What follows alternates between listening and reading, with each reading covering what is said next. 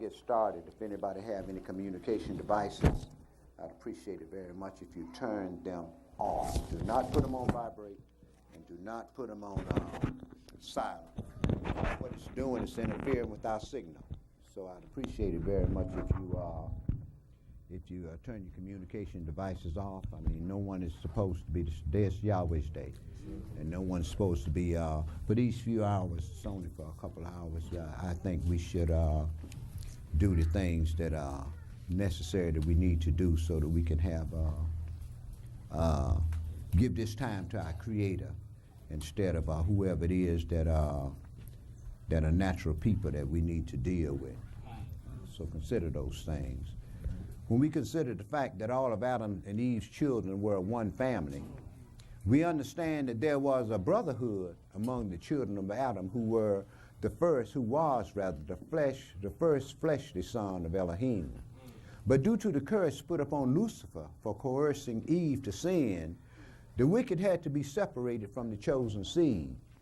However, once the chosen seed began to mingle with those who were separated, it grieved Elohim to his heart that he had made man, and he destroyed the wicked with the flood, one of his weapons of war. Yet because Noah found grace in the eyes of Yahweh Elohim, a remnant was preserved to repopulate the earth until the seed would come who would bruise Lucifer's head, and once again the wicked will be separated from those who through grace find favor with Yahweh Elohim. Then once again, the brotherhood of man will become a reality, and peace will be the rule among men. But let us go and see how the Almighty of Israel said he would bring these things about. I have this class entitled The Royal Priesthood. So, Brother Steve, read the oracles of the church and invite him who stands at the door that he may come in and sup with us and us with him, that we may continue to read out of this great legacy and consider what we read, because our salvation depends on the things that we read and how well we follow these things. I'm going to read the oracles of the church beginning at 1 Peter chapter 4, verses 7 through 11. But the end of all things is at hand. Be you therefore sober and watch unto prayer. And above all things have fervent love among yourselves. For love shall cover the multitude of sins. Use hospitality one to another without grudging. As every man hath received a gift, even so minister the same one to another as good stewards of the manifold grace of Elohim. If any man speak, let him speak as the oracles of Elohim. If any man minister, let him do it as of the ability which Elohim gives, that Elohim in all things may be glorified through Yeshua, the Mashiach, to whom be praise and dominion forever and ever. Amen. Amen. Ephesians chapter 4, verse 29. Let no corrupt communication proceed out of your mouth, but that which is good to the use of edifying, that it may minister grace unto the hearers. And grieve not the Holy Spirit of Elohim, whereby you are sealed unto the day of redemption. Let all bitterness and wrath and anger and clamor and evil speaking be put away from you with all malice. And be you kind one to another, tender-hearted, forgiving one another, even as Elohim for the anointed one's sake have forgiven you. Be you therefore followers of Elohim as dear children, and walk in love as the anointed one also have loved us, and have given himself for us an offering and a sacrifice to Elohim for a sweet-smelling savor. But fornication and all uncleanness or covetousness, let it not be once named among you as becometh saints, neither filthiness, nor foolish talking, nor jesting, which are not convenient, but rather giving of thanks. Hallelujah. Revelations chapter 3, verses 20 through 22. Behold, I stand at the door and knock. If any man hear my voice and open the door, I will come into him and will sup with him, and he with me. To him that overcomes will I grant to sit with me in my throne, even as I also overcame, and am set down with my Father in his throne. He that have an ear, let him hear what the Spirit says unto the church. Amen. He that has an ear, let him hear what the Spirit says to the church and Holy Convention. I'd like to start our class today in the book of Exodus, Exodus chapter 3, and verse 1 through verse 17. Exodus chapter 3, and verse 1 through verse 17. Now, last week I started a series of classes that's going to last for about the next 5 or 6 weeks, so you might want to keep up with your notes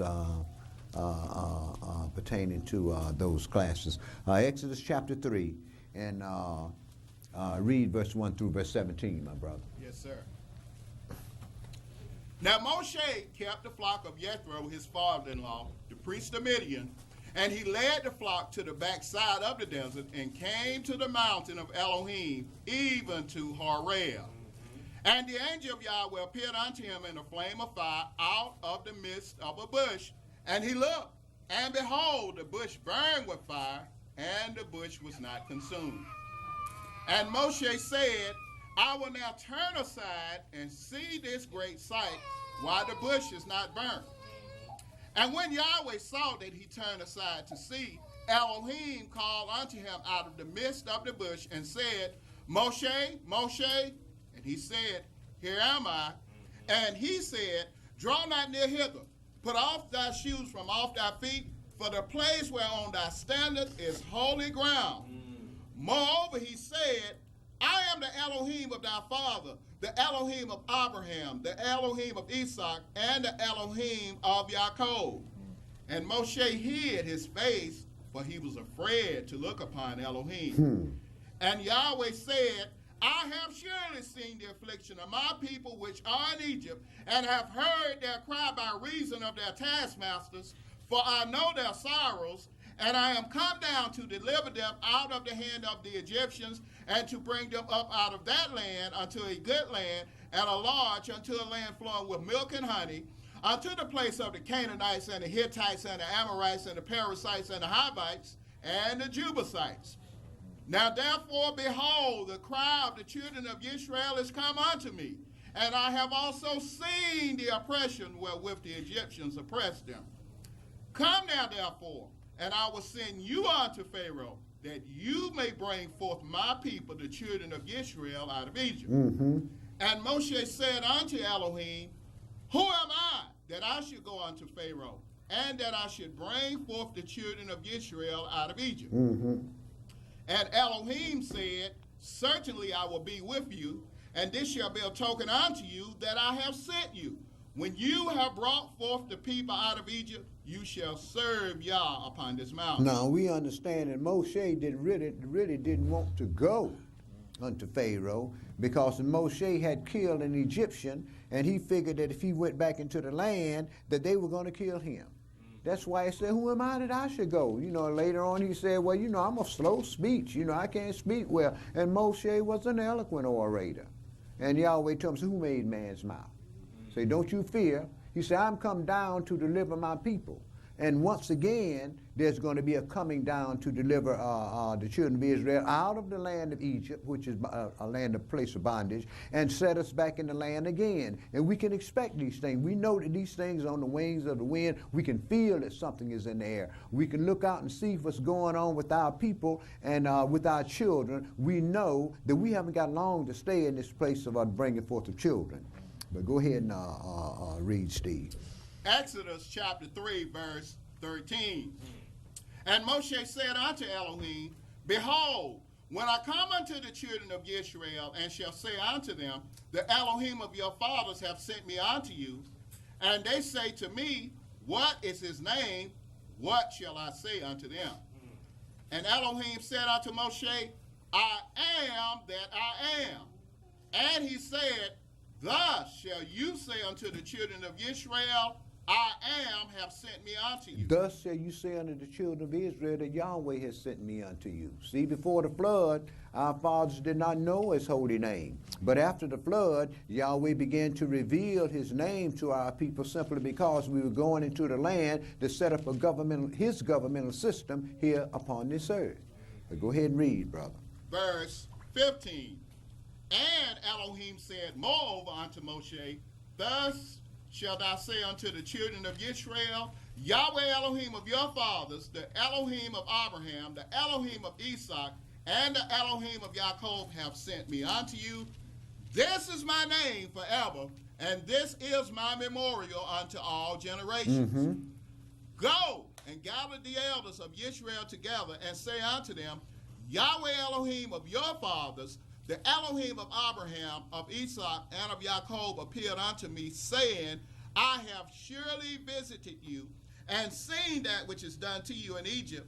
And I have said, I will bring you up out of the affliction of Egypt unto the land of the Canaanites, and the Hittites, and the Amorites, and the Perizzites, and the Hivites, and the Jebusites, unto a land flowing with milk and honey. Amen. And we should pay strict attention to verse 15. It says, and Elohim said moreover unto Moshe, thus you shall say unto the children of Israel, the Yahweh Elohim of your fathers, the Elohim of Abraham, the Elohim of Isaac, the Elohim of Jacob has sent me unto you. This is my name forever, and this is my memorial unto all generation, that I am the God of Abraham, Isaac, and Jacob. Let's understand that. Okay, chapter 18, in verse 9 through verse 19.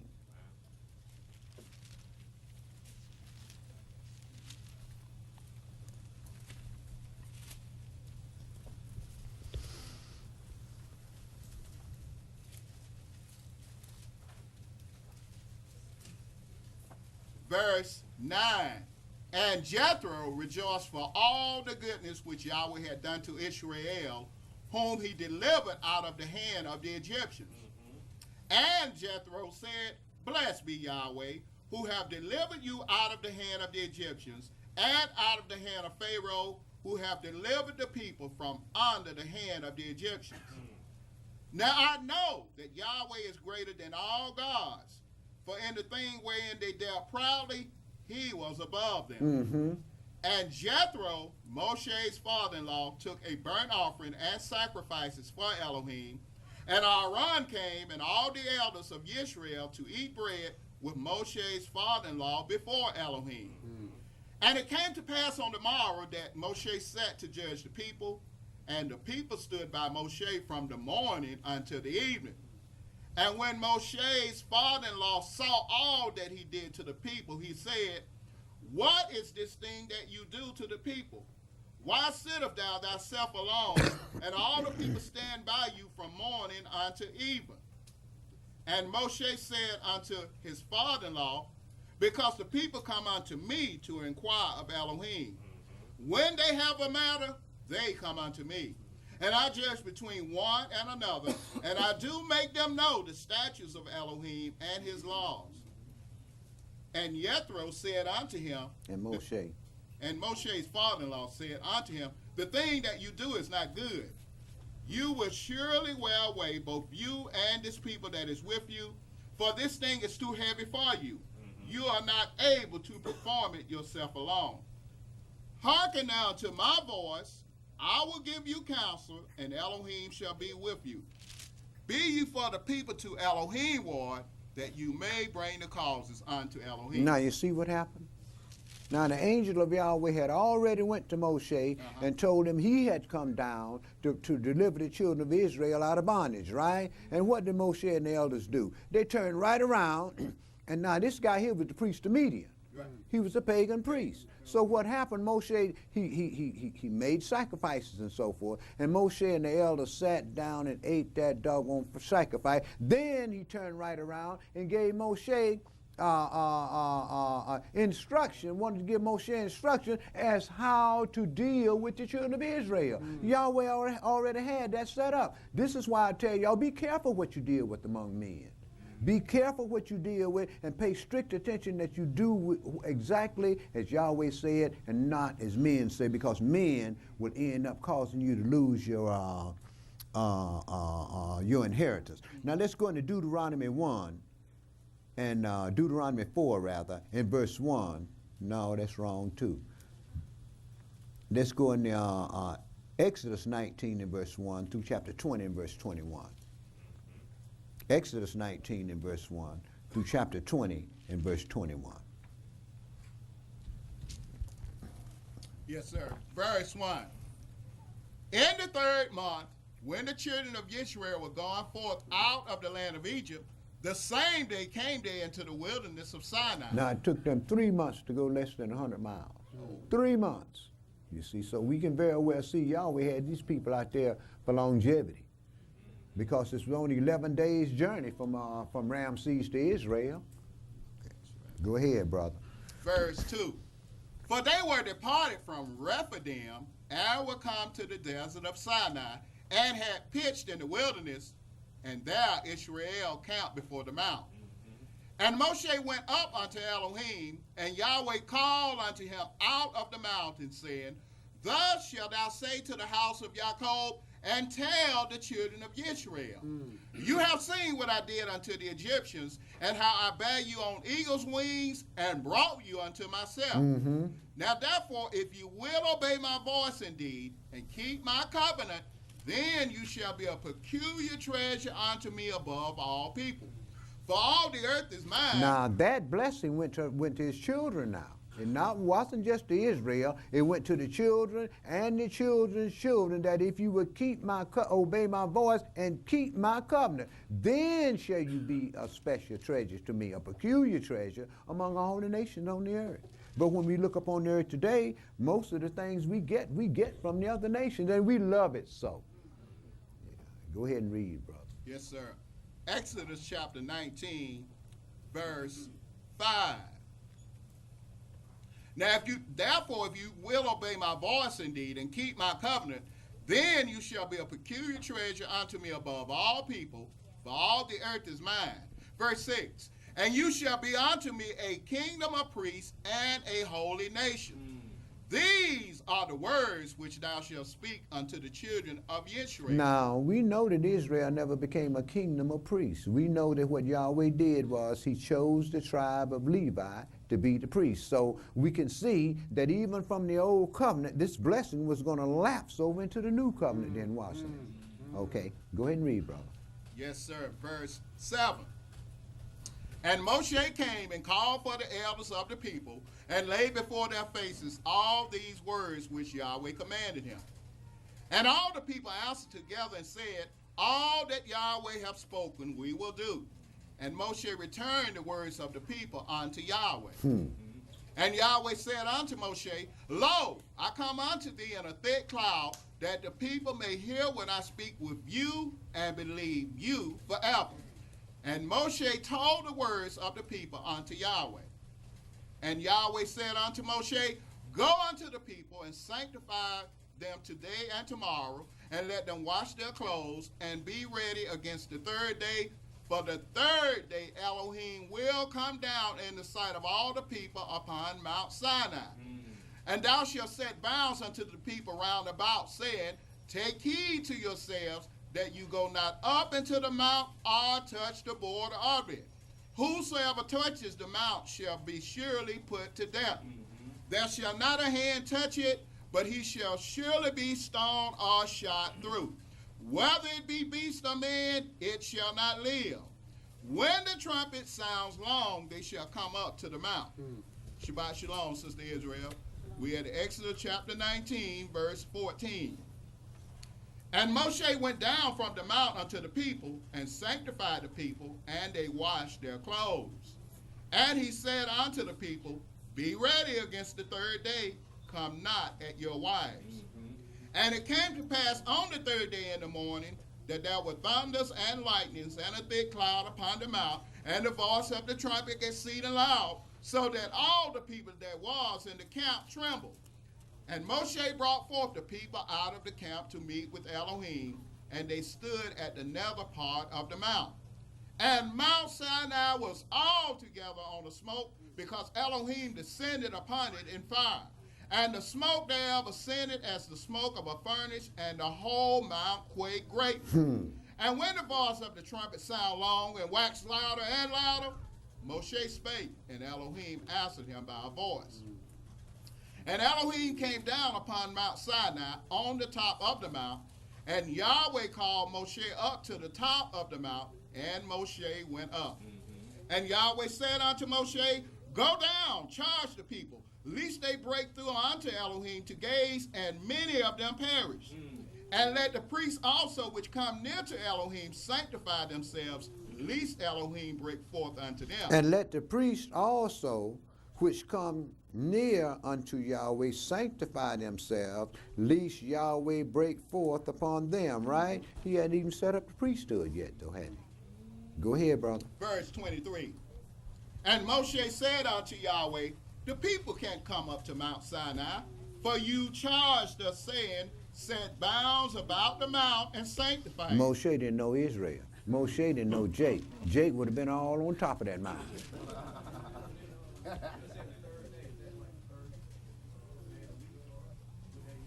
The third day. If it was the Sabbath day, that meant it'd be the third day. If it was the first day of the week, it meant that it'd be 3 days from there. If it was the sixth day of the week, it meant that it'd be 3 days from then. Okay. He didn't say the third day of the month. He said the third day. And they came out of they was already out 3 months into the wilderness. So we don't know exactly which day this was, but he said the third day, and not just the third day of the week. If it would have been a weekly day, it would have said the third day of the week. If it would have been a monthly day, he'd have said the third day of the month. But he said the third day. In other words, 3 days from now. Okay. Go ahead, brother. Exodus chapter 19, verse 24. And Yahweh said unto him, Away, get you down, and you shall come up, you and Aaron with you, but let not the priests and the people break through to come up unto Elohim, lest he break forth upon them. So Moshe went down unto the people and spake unto them. And Elohim spake all these words, saying, I am Yahweh, thy Elohim, which have brought thee out of the land of Egypt, out of the house of bondage. Thou shalt have no other gods before me. Thou shalt not make unto thee any graven image, or any likeness of anything that is in heaven above, or that is in the earth beneath, or that is in the water under the earth. Thou shalt not bow down thyself to them, nor serve them. For I, Yahweh thy Elohim, am a jealous Elohim, visiting the iniquity of the fathers upon the children unto the third and fourth generation of them that hate me, and showing mercy unto thousands of them that love me and keep my commandments. Thou shalt not take the name of Yahweh thy Elohim in vain, for Yahweh will not hold him guiltless that taketh his name in vain. Now, did you notice in verse 6 what he said? He said, and showing mercy upon thousands of them that love me and do what? Keep my commandments. It was only 11 commandments given. The first one was hear Israel. And then he added 10. These are the things that came out of Yahweh's mouth himself. This is why I tell y'all, and if you notice rather what's going on, these are the same things that they're taking out of the judicial system today. You know why? Man does not serve the same God that we serve. Man has a myriad of gods that he serves. And our people, being under the curse, our people just do not realize that when they go to church on the first day of the week, especially dealing with the things that all these nations have set up, that they are not just calling on one God, that they are dealing with a myriad of gods. Okay, go ahead and read, brother. Exodus chapter 20, verse 8. Remember the Sabbath day to keep it holy. 6 days shalt thou labor and do all thy work, but the Sabbath day is the Sabbath of Yahweh thy Elohim. In it thou shalt not do any work, thou, nor thy son, nor thy daughter, thy manservant, nor thy maidservant, nor thy cattle, nor thy stranger that is within thy gates. For in 6 days Yahweh made heaven and earth, the sea, and all that in them is, and rested the seventh day. Wherefore Yahweh blessed the Sabbath day and hallowed it. Have you noticed that this is the longest commandment that was given? It shows you the importance of the Sabbath day. This is why this was the first thing that the Gentiles changed, was the Sabbath day. Go ahead and read, brother. Verse 12. Honor thy father and thy mother, that thy days may be long upon the land which Yahweh thy Elohim gives thee. Thou shalt not kill. Thou shalt not commit adultery. Thou shalt not steal. Thou shalt not bear false witness against thy neighbor. Thou shalt not covet thy neighbor's house. Thou shalt not covet thy neighbor's wife, nor his manservant, nor his maidservant, nor his ox, nor his ass, nor anything that is thy neighbor's. And all the people saw the thunderings and the lightnings and the noise of the trumpet and the mountain smoking. And when the people saw it, they removed and stood afar. And they said unto Moshe, speak thou with us, and we will hear. But let not Elohim speak with us, lest we die. You see what the people did? The people ended up putting a man between them and the Creator, didn't they? Go ahead and read, brother. Verse 20. And Moshe said unto the people, fear not, for Elohim is come to prove you, and that his fear may be before your faces, that you sin not.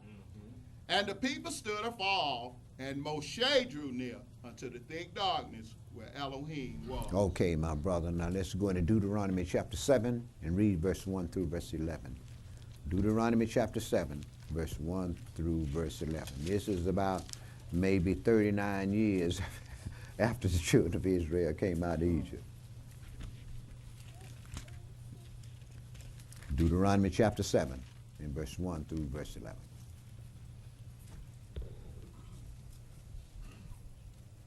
Verse 1.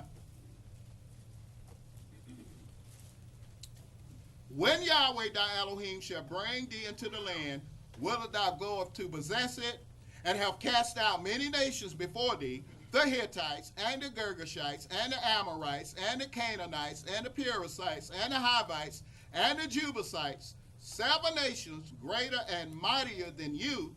And when Yahweh your Elohim shall deliver them before you, you shall smite them and utterly destroy them. You shall make no covenant with them, nor show mercy unto them. Neither shall you make marriages with them. Your daughter you shall not give unto his son, nor his daughter shall you take unto your son. But what we do today is we claim to be these people. We claim to be relatives of these people. But I tell you what, it's few and far in between that we end up being married to them, though, isn't it? The nation have a tendency not to deal with Israel simply because the nation know Israel got a problem. Israel got a serious problem that the nation just don't know, and we don't know en masse that our problem is with our Creator. But go ahead and read, my brother. Deuteronomy chapter 7, verse 4. For they will turn away thy son from following me, that they may serve other gods. So will the anger of Yahweh be kindled against you and destroy you suddenly. But thus shall you deal with them. You shall destroy their altars and break down their images and cut down their groves and burn their graven images with fire. Yet today what we do, we assemble in troops in the whore's house on the first day of the week, don't we? Go ahead, brother. Verse.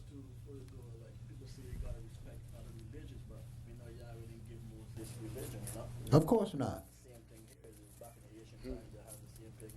Of course they did, brother. And Yahweh brought us out from among. Yahweh has always separated us from among other people. And the reason why he did that is so that we wouldn't have the temptation there of dealing with the gods of the other people. But what happened was our people, man, they just did what they wanted to do, man, just to serve the gods of the other nations. Even when you read the journey that we was taking out of the wilderness, look at the many people Yahweh had to kill off simply because we soon forgot who Yahweh was and start to serve the gods of the nations around us. And the same thing we did once we got into the land, simply because, like Moshe told our fathers, you can't serve Elohim, because he is a holy Elohim. So that meant that something would have to be done so that would make us holy so that we could serve him. And this is the reason for the things that were said in the new covenant and why the new covenant was brought about. But go ahead and read, Steve. Deuteronomy chapter 7, verse 6. For you are an holy people unto Yahweh thy Elohim. Yahweh thy Elohim have chosen you to be a special people unto himself above all people that are upon the face of the earth. Yahweh did not set his love upon you, nor choose you because you were more in number than any people, for you were the fewest of all people. But because Yahweh loved you, and because he would keep the oath which he had sworn unto your fathers, have Yahweh brought you out with a mighty hand, and redeemed you out of the house of bondmen from the hand of Pharaoh, king of Egypt.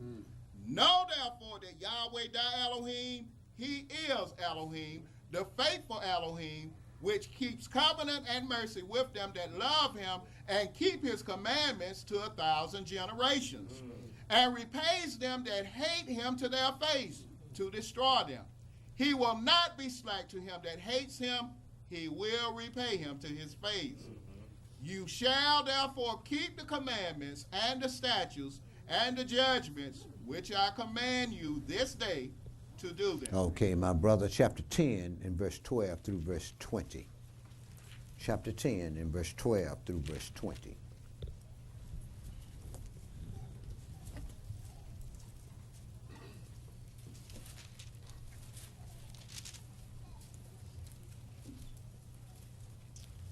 Verse 12.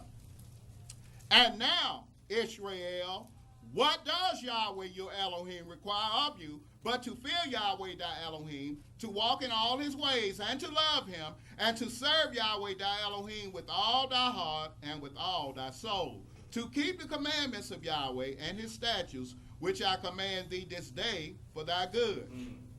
Behold, the heaven and the heaven of heavens is Yahweh's thy Elohim, the earth also with all that therein is. Only Yahweh had a delight in your fathers to love them, and he chose their seed after them, even you above all people, as it is this day. Circumcise therefore the foreskin of your heart, and be no more stiff-necked. For Yahweh your Elohim is Elohim of gods, and Adonai of lords, a great Elohim, a mighty and a terrible, which regards not persons, nor takes reward. He does execute the judgment of the fatherless and widow, and loves the stranger, in giving him food and raiment. Love you therefore the stranger, for you were strangers in the land of Egypt. You shall fear Yahweh your Elohim, him shall you serve, and to him shall you cleave, and swear by his name. Now he said, learn to love the stranger, but he told you don't learn his ways. He said, as you do, so shall he do. But the thing we see that Lucifer has managed to turn things upside down today. Chapter 29 and verse 10 through chapter 30 and verse 10.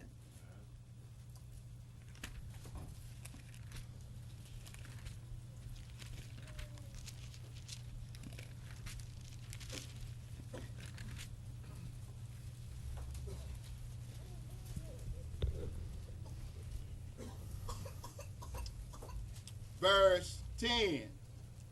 You stand this day, all of you, before Yahweh your Elohim, your captains of your tribes, your elders, and your officers, with all the men of Israel, your little ones, your wives, and your stranger that is in your camp, from the hewer of your wood, unto the drawer of thy water, that you should enter into covenant with Yahweh thy Elohim, and into his oath with Yahweh thy Elohim makes with you this day, that he may establish you today for a people unto himself, and that he may be unto you a Elohim, as he have said unto you, and as he have sworn unto your fathers, to Abraham, to Isaac, and to Jacob.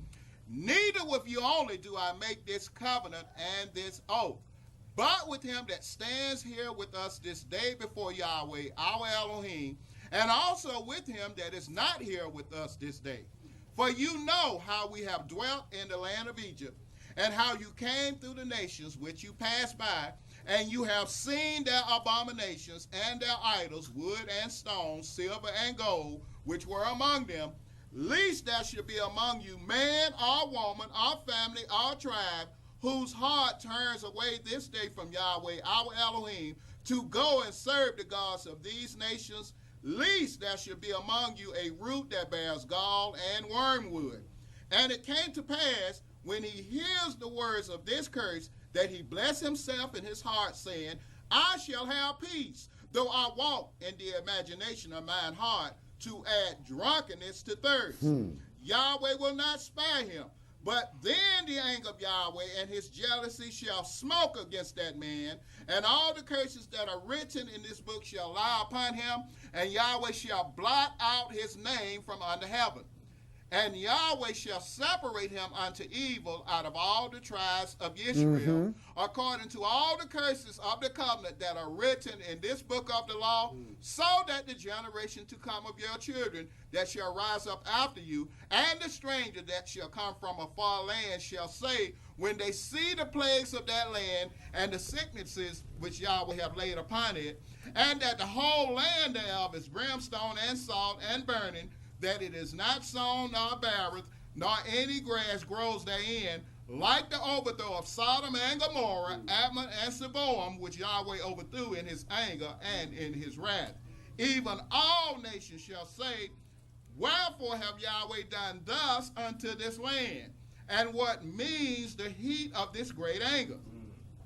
Then men shall say, because they have forsaken the covenant of Yahweh Elohim of their fathers, which he made with them when he brought them forth out of the land of Egypt. For they went and served other gods and worshipped them, gods whom they knew not, and whom he had not given unto them. And the anger of Yahweh was kindled against this land, to bring upon it all the curses that are written in this book. And Yahweh rooted them out of their land in anger and in wrath and in great indignation, and cast them into another land, as it is this day. The secret things belong unto Yahweh our Elohim, but those things which are revealed belong unto us and to our children forever, that we may do all the words of this law. And it shall come to pass, when all these things are come upon you, the blessing and the curse which I have set before you, and you shall call them to mind among all nations, whither Yahweh thy Elohim have driven thee, and shall return unto Yahweh thy Elohim, and shall obey his voice according to all that I command you this day, you and your children, with all your heart and with all your soul, that then Yahweh thy Elohim will turn thy captivity and have compassion upon you, and will return and gather thee from all the nations whither Yahweh thy Elohim have scattered thee. Praise Yah. If any of thine be driven out unto the outmost parts of heaven, from thence will Yahweh thy Elohim gather thee, and from thence will he fetch thee. And Yahweh thy Elohim will bring thee into the land which thy fathers possessed, and thou shalt possess it. And he will do thee good, and multiply thee above thy fathers. And Yahweh thy Elohim will circumcise thine heart, and the heart of thy seed, to love Yahweh thy Elohim with all thine heart, and with all thy soul, that thou mayest live. Praise Yah.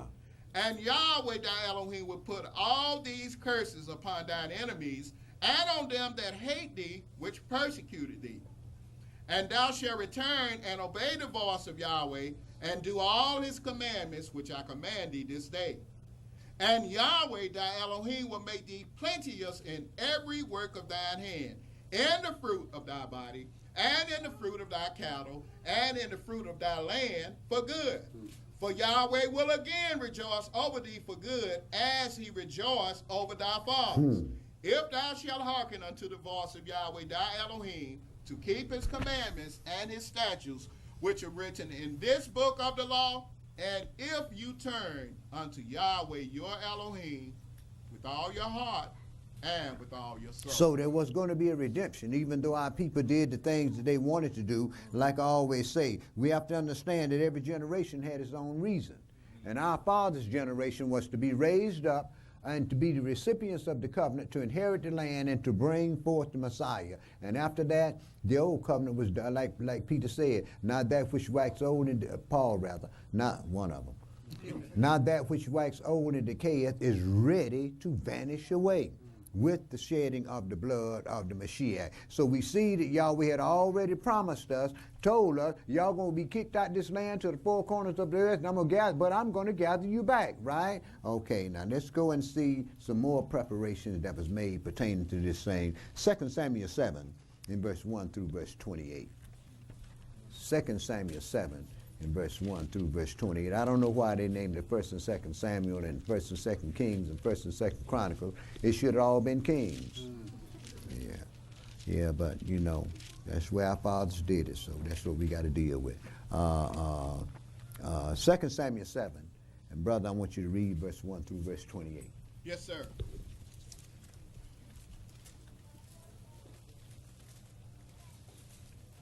And it came to pass, when the king sat in his house, and Yahweh had given him rest round about from all his enemies, that the king said unto Nathan the prophet, See now, I dwell in an house of cedar, but the ark of Elohim dwells within curtains. And Nathan said to the king, Go, do all that is in thine heart, for Yahweh is with thee.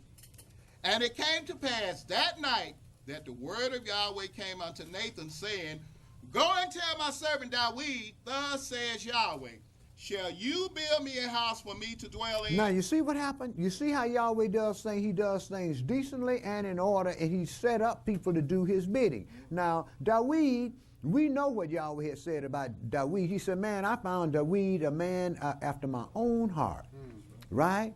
And he's going to fulfill all of my will, didn't he? See, but we know what kind of man David was, but that didn't have anything to do with it because Yahweh had already chosen David, right? And so what he did was, he could have went to David and spoke with David, but what did he do? He sent his prophet. Okay, go ahead, brother. Right, right. Right on the money. Go ahead and read, brother. 2 Samuel chapter 7, verse 6. Whereas I have not dwelt in any house since the time that I brought up the children of Israel out of Egypt, even to this day, but have walked in a tent and in a tabernacle. Now understand, now we dealing in 1400 years after the children of Israel came out of Egypt. But go ahead and read, brother. Yes, sir. Verse 7. In all the places wherein I have walked with all the children of Israel, spake I a word with any of the tribes of Israel, whom I commanded to feed my people Israel, saying, Why build you not me a house of cedar? Now therefore, so shall you say unto my servant David, Thus says Yahweh of hosts, I took you from the sheepcote, from following the sheep, to be ruler over my people, over Israel. I said 1400 years, y'all. That was a lie. Because we had 430 years of judges, and then we had kings. So this is about maybe 460, 400, Saul ruled 40 years, and then David came in, and David wasn't no young man at this time, so we might be talking about maybe 500 years. Y'all forgive me for that lie I told. Yeah, but go ahead and read, brother. Yes, sir. 2 Samuel chapter 7, verse 9. And I was with you wheresoever you went, and have cut off all your enemies out of your sight, and have made you a great name, like unto the name of the great men that are in the earth. Moreover, I will appoint a place for my people Israel, and will plant them, that they may dwell in a place of their own, and move no more. Neither shall the children of wickedness afflict them any more, as before time. Now you notice what happened? He said, I will do this. Israel was already in the land set up with a king. You see, but he said, I will appoint a place for my people. And why was this said? Simply because he had already told our people, I'm going to scatter y'all all. I'm going to get y'all up out of here. I'm scattering y'all all over the earth, but I'm going to still appoint a place for you and bring you back so you can be my sons and daughters. But see, then we don't get this from the nations today. What the nations say is this, man, y'all ain't going to rule nothing. We going off to Never Land. Right. Those brothers under that old order thing, he's talking about new covenant right here, right? Of course, brother. Of course. That's the only way it could be done was through a new covenant. In Hebrew, I think that's what it said, for every Yahshua had given them rest. You would have spoken of another place. Correct. Rest for these people, right? Correct. And this is what people don't want to deal with, is that there has to be rest for the children of Israel. We've been out of our land. A lot of us has been out of our land since 606 BC. That's a long time to be out of the land. And Yahweh has already promised that I'm going to bring my people back in and set them up to rule the earth. Why do you think the nations are trying to destroy us and washing our dirty linen on satellite TV? I want to make another comment too. What you've been saying for years and years since they had that bombing over there in London. Subway, I've seen a lot of jakes on television. Of course. Every time they show it, it's jake all over there. We got 9 tribes over there, but they colonized back in 1981. They began to colonize us in the countryside so we wouldn't be so noticeable. Back during World War II, man, brothers went to, it was all in Germany and all over Europe, brother. Man, folks come back and say, man, I didn't know there was so many black folks all over there. So they had to get them out of these cities. People talk about going downtown Bancroft, where everybody was hanging out at, right? So what they did was they got us out in the countryside. Then in '85, they began to do the same thing to us right here in Atlanta. Yeah, but go ahead and read, brother. Yes, sir. 2 Samuel chapter 7, and I read verse 10 again. Moreover, I will appoint a place for my people Israel, and will plant them, that they may dwell in a place of their own, and move no more. Neither shall the children of wickedness afflict them any more as before time, and as since the time that I commanded judges to be over my people Israel, and have caused you to rest from all your enemies. Also Yahweh tells you that he will make you a house.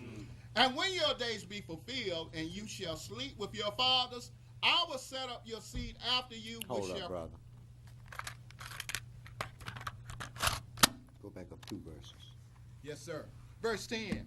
Moreover, I will appoint a place for my people Israel, and will plant them, that they may dwell in a place of their own, and move no more. Neither shall the children of wickedness afflict them any more as before time, and as since the time that I commanded judges to be over my people Israel, and have caused you to rest from all your enemies. Also Yahweh tells you that he will make you a house. Why? Because David wanted to make him a house, right? Okay, don't you know that Yahweh is going to make us a house because we want to make him a house? He don't change. Go ahead and read, brother. Verse 12. And when thy days be fulfilled, and thou shalt sleep with thy fathers, I will set up thy seed after thee, which shall proceed out of your bowels, and I will establish his kingdom. He shall build a house for my name, and I will establish the throne of his kingdom forever. And now we know it wasn't talking about Solomon, because Solomon's kingdom was not set up forever. Solomon ruled David's kingdom, didn't he? But he said, I'm going to set up the throne of your son's kingdom. I will establish his kingdom forever. Forever. Solomon's kingdom, the kingdom is going to be set up, it's called a Davidic kingdom, right? So David would have a son that's going to sit on his throne forever, even forever and ever. That means he would have to be a god then, don't it? Okay. Go ahead, brother. Yes, sir. Verse 14. I will be his father, and he shall be my son. If he commit iniquity, I will chasten him with the rod of men, and with the stripes of the children of men. But my mercy shall not depart away from him, as I took it from Saul, who I put away before you. Now, when we read the kingdom of Solomon, Solomon was afflicted. Yahweh took his mercy for him. Right at the end of his kingdom, didn't people start to invade different parts of his kingdom? Okay. Go ahead, bro. Speaking about Daniel, we saw the stone that was cut without hands, right? Right, and that was the son. Right. Go ahead, bro. Yes, sir. Verse 16. And your house and your kingdom shall be established forever before you. Your throne shall be established forever. According to all these words and according to all this vision, so did Nathan speak unto David. Then went King David in and sat before Yahweh, and he said, Who am I, O Adonai Elohim, and what is my house that you have brought me hitherto? And this was yet a small thing in thy sight, O Adonai Elohim, but you have spoken also of your servant's house for a great while to come. And is this the manner of man, O Adonai Elohim? Now, you're going to get into with some of these brothers that's under that old order thing, and they're going to say, well, see, he was talking about Solomon. Well, why did he say you've spoken of your servant's house for a great while to come?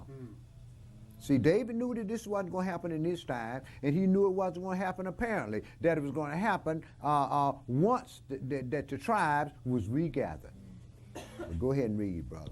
Verse 20. And what can thou we say more unto thee? For thou, Adonai Elohim, knoweth thy servant. For thy word's sake, and according to thine own heart, hast thou done all these great things to make thy servant know them. Wherefore you are great, O Yahweh Elohim, for there is none like you, neither is there any God beside you, according to all that we have heard with our ears. And what one nation in the earth is like your people, even like Israel, whom Elohim went to redeem for a people to himself, and to make him a name, and to do for you great things and terrible for your land before your people, which you redeemed to you from Egypt, from the nations and their gods.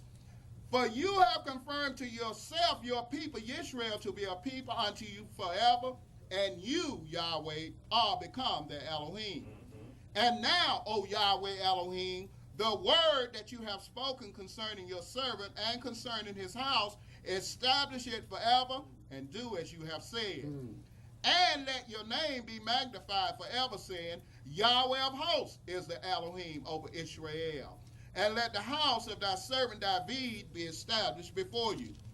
For thou, O Yahweh of hosts, Elohim of Israel, have revealed to thy servant, saying, I will build you a house. Therefore have your servant found in his heart to pray this prayer unto you.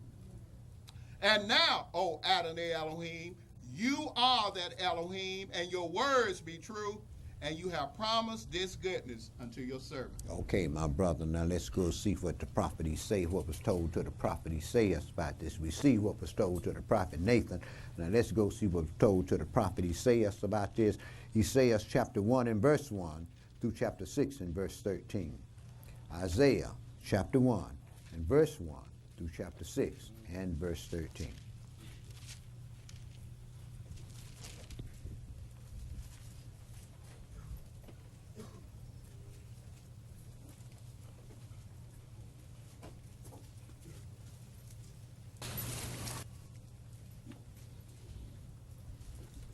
Verse 1. The vision of Isaiah, the son of Amos, which he saw concerning Yehuda and Jerusalem in the days of Uzziah, Jotham, Ahaz, and Hezekiah, kings of Yehuda. Hear, O heavens, and give ear, O earth, for Yahweh hath spoken. I have nourished and brought up children, and they have rebelled against me. As we do this day. Go ahead, brother. The ox knows his owner, and the ass his master's crib. But Israel do not know. My people do not consider. Why? Because we become other people. We become strangers. We act just like the strangers. Like I always say, Lucifer raised us up in this captivity, and it's hard to teach old dogs new tricks. But go ahead and read, brother. Verse 4. A sinful nation, a people laden with iniquity, a seed of evildoers, children that are corrupters. They have forsaken Yahweh. They have provoked the Holy One of Israel unto anger. They are gone away backward. Why should you be stricken anymore? You will revolt more and more. The whole head is sick, and the whole heart faint. From the sole of the foot even unto the head there is no soundness in it, but wounds and bruises and putrefying sores. They have not been closed, neither bound up, neither mollified with ointment. Why? Because we want to do what we want to do, and that's what we're going to do. Whether it causes us death or not, we're going to do what we want to do. Go ahead, brother. That's Jake, brother. Verse 7. Like you always said, if I would have went to the Gentiles, they would have heard me. But all day long, I've stretched out my hand to a disobedient and gainsaying people. Go ahead, brother. Verse 7. Your country is desolate. Your cities are burned with fire.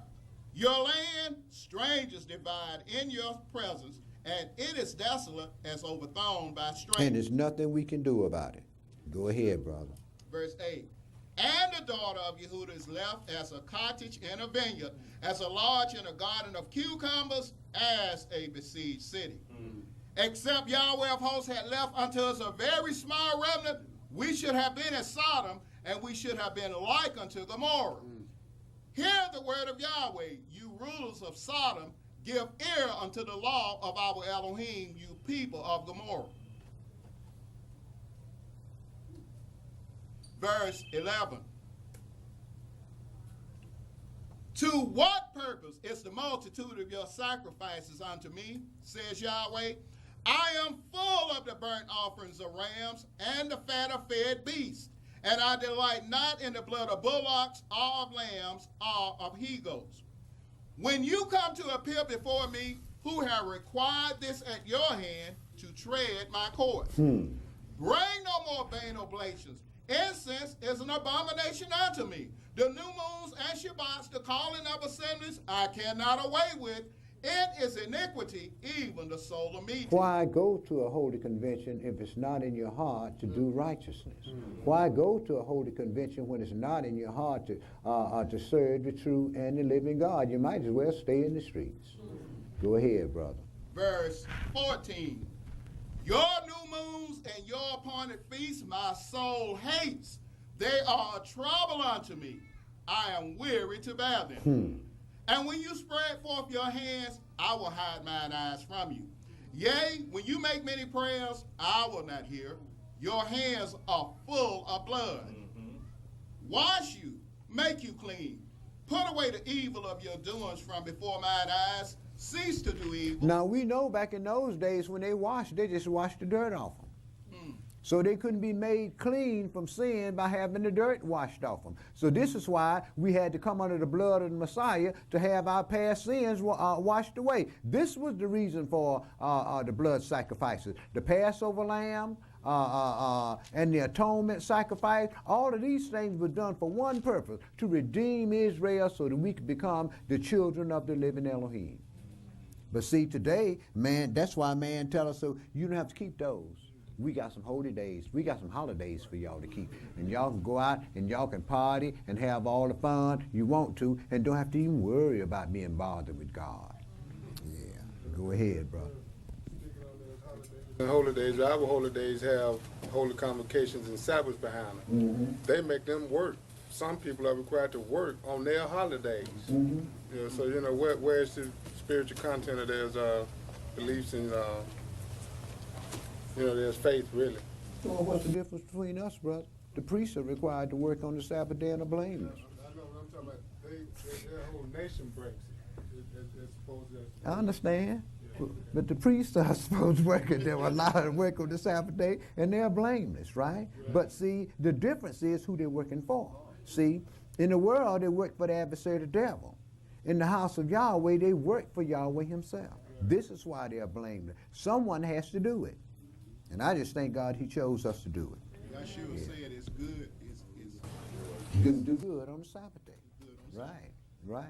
Go ahead and read, brother. Verse 17. Learn to do well, seek judgment, relieve the oppressed, judge the fatherless, plead for the widow. Come now, and let us reason together, says Yahweh. Though your sins be as scarlet, they shall be as white as snow. Though they be red like crimson, they shall be as wool. If you be willing and obedient, you shall eat the good of the land.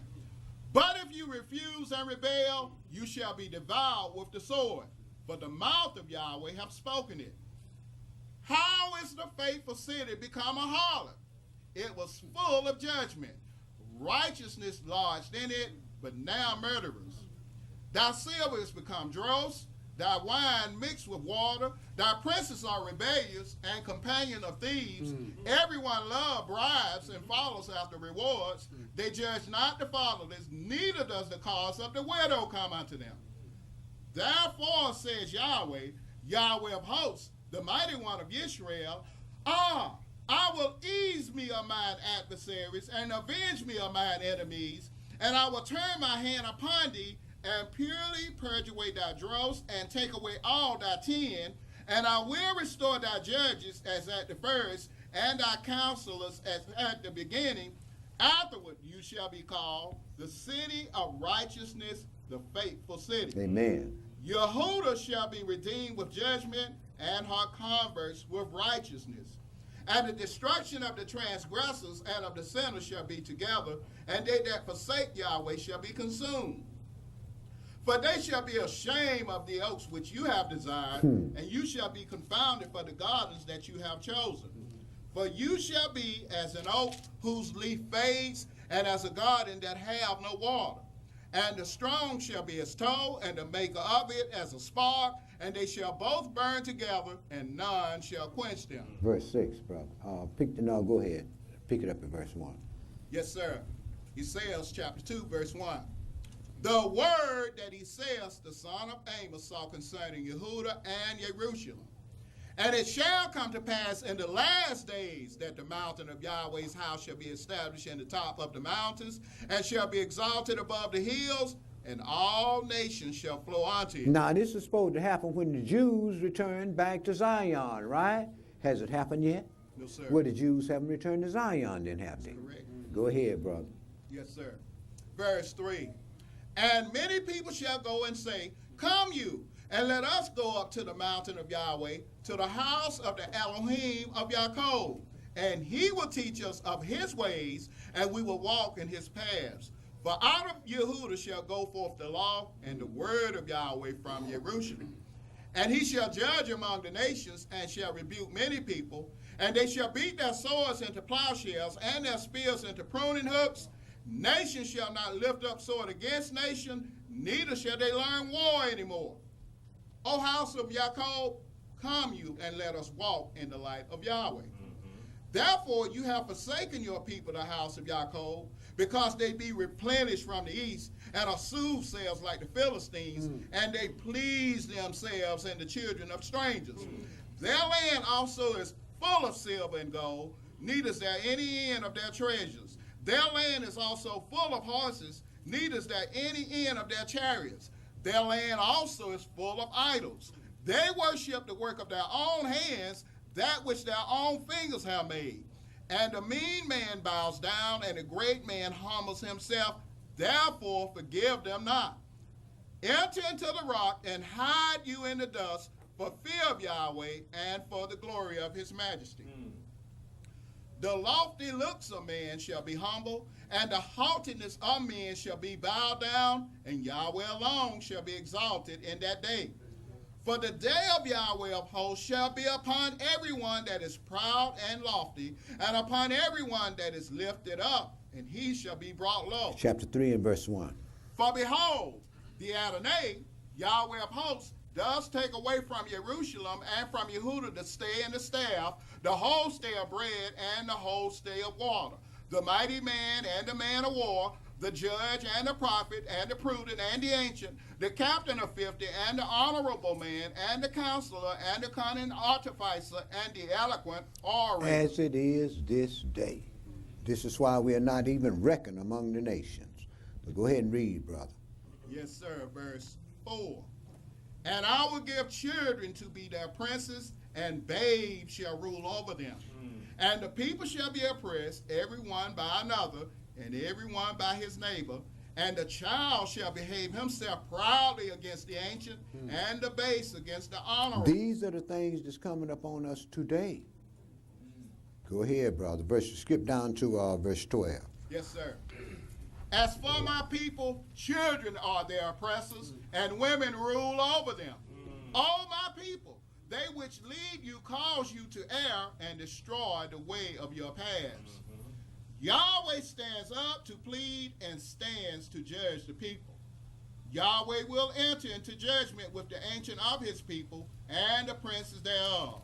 For you have eaten up the vineyard, the spoil of the poor is in your houses. What mean you that you beat my people to pieces and grind the faces of the poor, says the Adonai Elohim of hosts. Moreover, Yahweh says, because the daughters of Yehuda are haughty, and walk with stretched forth necks and wanton eyes, walking in mincing as they go, and making a tinkling with their feet, therefore the Adonai will smite with a scab the crown of the head of the daughters of Yehuda, and Yahweh will discover their secret parts. In that day the Adonai will take away the bravery of their tinkling ornaments about their feet, and their calls and their round ties like the moon, the chains and the bracelets and the mufflers, the bonnets and the ornaments of the leg, and the headbands and the tablets and the earrings, the rings and nose jewels, the changeable suits of apparel, and the mantles and the wimples and the crisping pins, the glasses and the fine linen and the hoods and the veil. And it shall come to pass that instead of sweet smell there shall be stink, and instead of a girdle a rent, and instead of well set hair baldness, and instead of a stomacher a girding of sackcloth, and burning instead of beauty. Your men shall fall by the sword, and your mighty in the war. And her gates shall lament and mourn, and she, being desolate, shall sit upon the ground. And in that day 7 women shall take hold of one man, saying, we will eat our own bread and wear our own apparel. Only let us be called by your name to take away our reproach. In that day shall the branch of Yahweh be beautiful and glorious, and the fruit of the earth shall be excellent and comely for them that are escaped of Israel. And it shall come to pass that he that is left in Zion and he that remains in Jerusalem shall be called holy, even everyone that is written among the living in Jerusalem, when the Adonai shall have washed away the filth of the daughters of Yehudah, and shall have purged the blood of Jerusalem from the midst thereof by the spirit of judgment and by the spirit of burning. And Yahweh will create upon every dwelling place of Mount Sion and upon her assemblies a cloud and smoke by day, and the shining of a flame and fire by night. For upon all the glory shall be a defense. And there shall be a tabernacle for a shadow in the daytime from the heat, and for a place of refuge, and for a covert from storm and from rain. Now will I sing to my well-beloved a song of my beloved touching his vineyard. My well-beloved have a vineyard in a very fruitful hill. And he fenced it, and gathered out the stones thereof, and planted it with the choicest vine, and built a tower in the midst of it, and also made a winepress therein. And he looked that it should bring forth grapes, and it brought forth wild grapes. And now, O inhabitants of Jerusalem and men of Yehudah, judge, I pray you, between me and my vineyard. What could have been done more to my vineyard that I have not done in it? Why, when I looked at it, should bring forth grapes, brought it forth wild grapes? And now go to, I will tell you what I will do to my vineyard. I will take away the hedge thereof, and it shall be eaten up, and break down the wall thereof, and it shall be trodden down, and I will lay it waste. It shall not be pruned nor digged, but there shall come up briars and thorns. I will also command the clouds that they rain no rain upon it. For the vineyard of Yahweh of hosts is the house of Israel, and the men of Yehudah his pleasant plant. And he looked for judgment, but behold oppression, for righteousness, but behold a cry. Verse 11. Yes, sir. Woe unto them that rise up early in the morning, that they may follow strong drink, that continue unto night, till wine inflame them. And the harp, and the bowl, the tabret, and pipe, and wine are in their feasts, but they regard not the work of Yahweh, neither consider the operation of his hands. Therefore my people are gone into captivity, because they have no knowledge. And their honorable men are famished, and their multitude dried up with thirst. Therefore hell have enlarged herself, and opened her mouth without measure, and their glory, and their multitude, and their pomp, and he that rejoices shall descend into it. And the mean man shall be brought down, and the mighty man shall be humbled, and the eyes of the lofty shall be humbled. But Yahweh of hosts shall be exalted in judgment, and Elohim that is holy shall be sanctified in righteousness. Hallelujah. Then shall the lambs feed after their manner, and the waste places of the fat ones shall strangers eat. Woe unto them that draw iniquity with cords of vanity, and sin as it were with a cart rope, that say, let him make speed, and hasten his work, that we may see it. And let the counsel of the Holy One of Israel draw nigh and come, that we may know it. Right, but we ain't going to do it. But we need to know it anyway, so just let us know it, and we just gonna know it, right? We gonna fake it doing it, because we gonna live according to the counsel of our own hearts. Yeah, go ahead, brother. It says, chapter 5, verse 20. Woe unto them that call evil good and good evil, that put darkness for light and light for darkness, that put bitter for sweet and sweet for bitter. Woe unto them that are wise in their own eyes and prudent in their own sight. Right, I think this and I feel that. Right, go ahead, brother. Verse 22. Woe unto them that are mighty to drink wine and men of strength to mingle strong drink, which justify the wicked for reward and take away the righteousness of the righteous from him. Mm-hmm. Therefore, as the fire devours the stubble, and the flame consume the chaff, so their root shall be as rottenness, and their blossom shall go up as dust, because they have cast away the law of Yahweh of hosts, and despised the word of the Holy One of Israel. Therefore is the anger of Yahweh kindled against his people, and he hath stretched forth his hand against them, and hath smitten them. And the hills did tremble, and their carcasses were torn in the midst of the streets. For all this his anger is not turned away, but his hand is stretched out still. Why? Because he has to keep covenants with our fathers. Go ahead, brother. Verse 26. And he will lift up an ensign to the nations from far, and will hiss unto them from the end of the earth, and behold, they shall come with speed swiftly. None shall be weary nor stumble among them, none shall slumber nor sleep, neither shall the girdle of their loins be loose, nor the latchet of their shoes be broken, whose arrows are sharp and all their bows bent. Their horses' hoofs shall be counted like flint, and their wheels like a whirlwind. Their roaring shall be like a lion.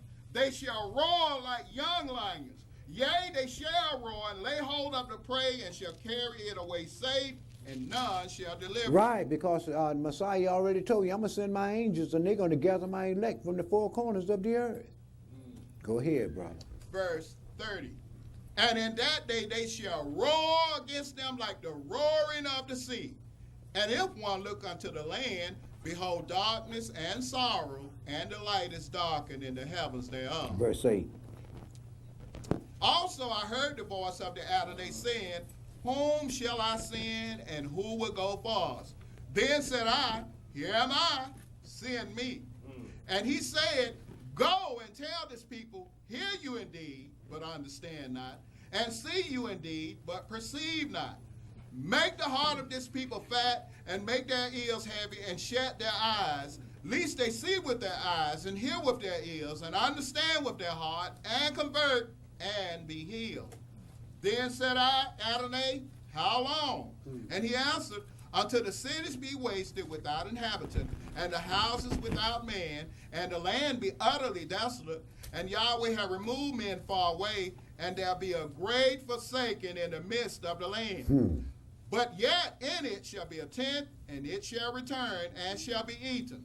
As a teil tree, and as an oak whose substance is in them when they cast their leaves, so the holy seed shall be the substance thereof. Praise Yah. We know that this took place when our people went down back out of the Babylonian captivity and inherited the land simply because the holy seed had to be made manifest in Israel. Because our fathers in mass learned the ways of strangers before 606 BCE, Yahweh Elohim began to bring desolation upon our fathers, the 12 tribes of Israel. Yet with the desolation, there was grace and redemption because our fathers were the recipients of covenants made with their fathers. Seeing that Yahweh Elohim required eye for eye, tooth for tooth, hand for hand, and foot for foot, and blood for blood, it was impossible for the blood sacrifices to grant redemption for sin. So let us see what was done to redeem Yahweh's chosen nation. I want you to pick that up, my brother, at Isaiah chapter 7, and pick that up at verse 10. Isaiah chapter 7, and pick that up at verse 10. Yes, sir.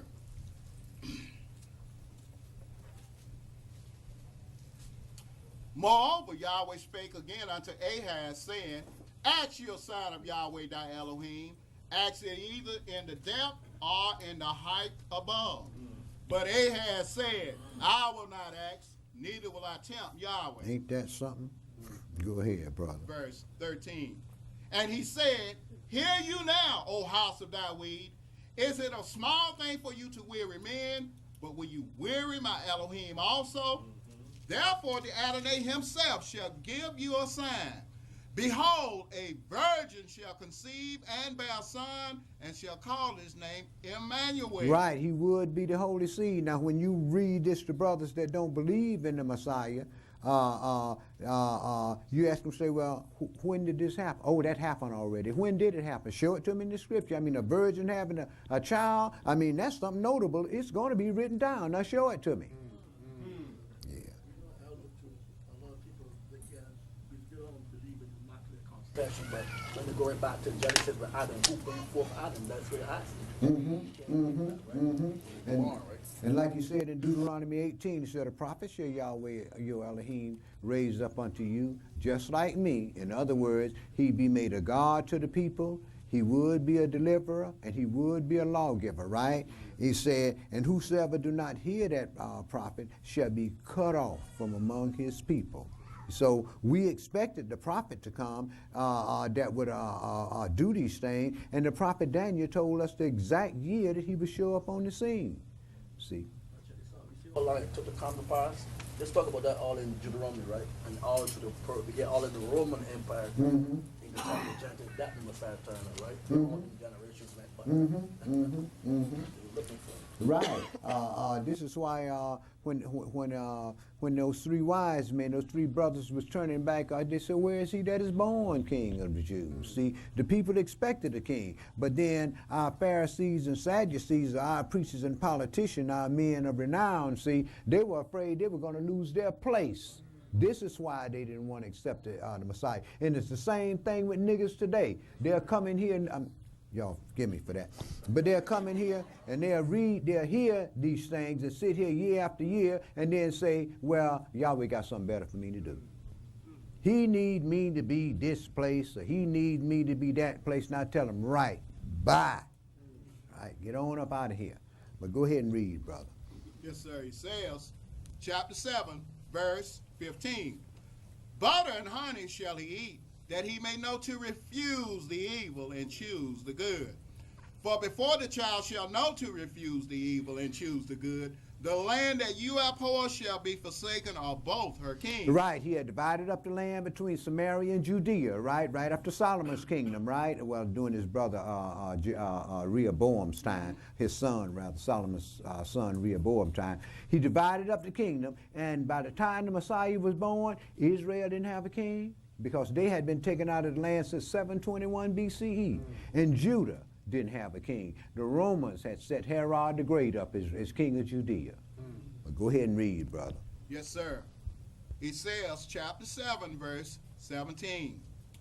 Yahweh shall bring upon you and upon your people and upon your father's house days that have not come from the day that Ephraim departed from Yehudah, even the king of Assyria. Okay, my brother, now we know the Assyrian Empire came in and then the Babylonian Empire came in upon our people. Now let's go into chapter 8 and pick it up at verse 8 through chapter 9 and verse 8.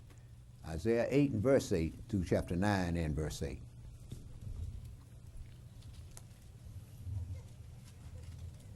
8 and verse 9, I'm sorry, brother. Yes, sir.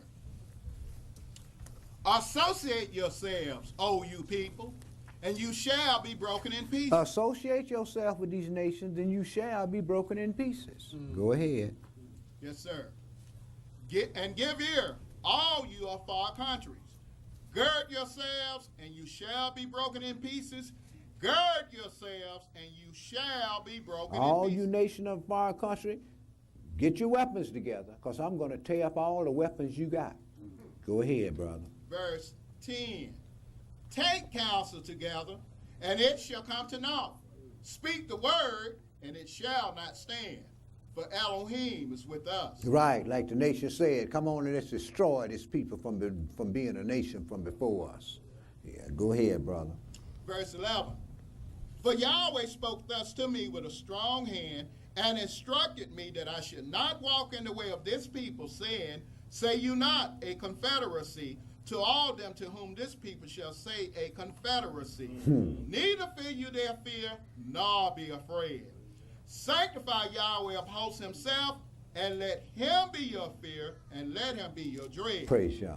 And he shall be for a sanctuary, but for a stone of stumbling, and for a rock of offense to both the houses of Israel, for a gin and for a snare to the inhabitants of Jerusalem. And many among them shall stumble and fall and be broken and be snared and be taken. Why? Because we don't fear Yahweh, and because we don't allow Yahweh to become our dread. But go ahead, brother. He says, chapter 8, verse 16, bind up the testimony, seal the law among my disciples. And I will wait upon Yahweh that hide his face from the house of Jacob, and I will look for him.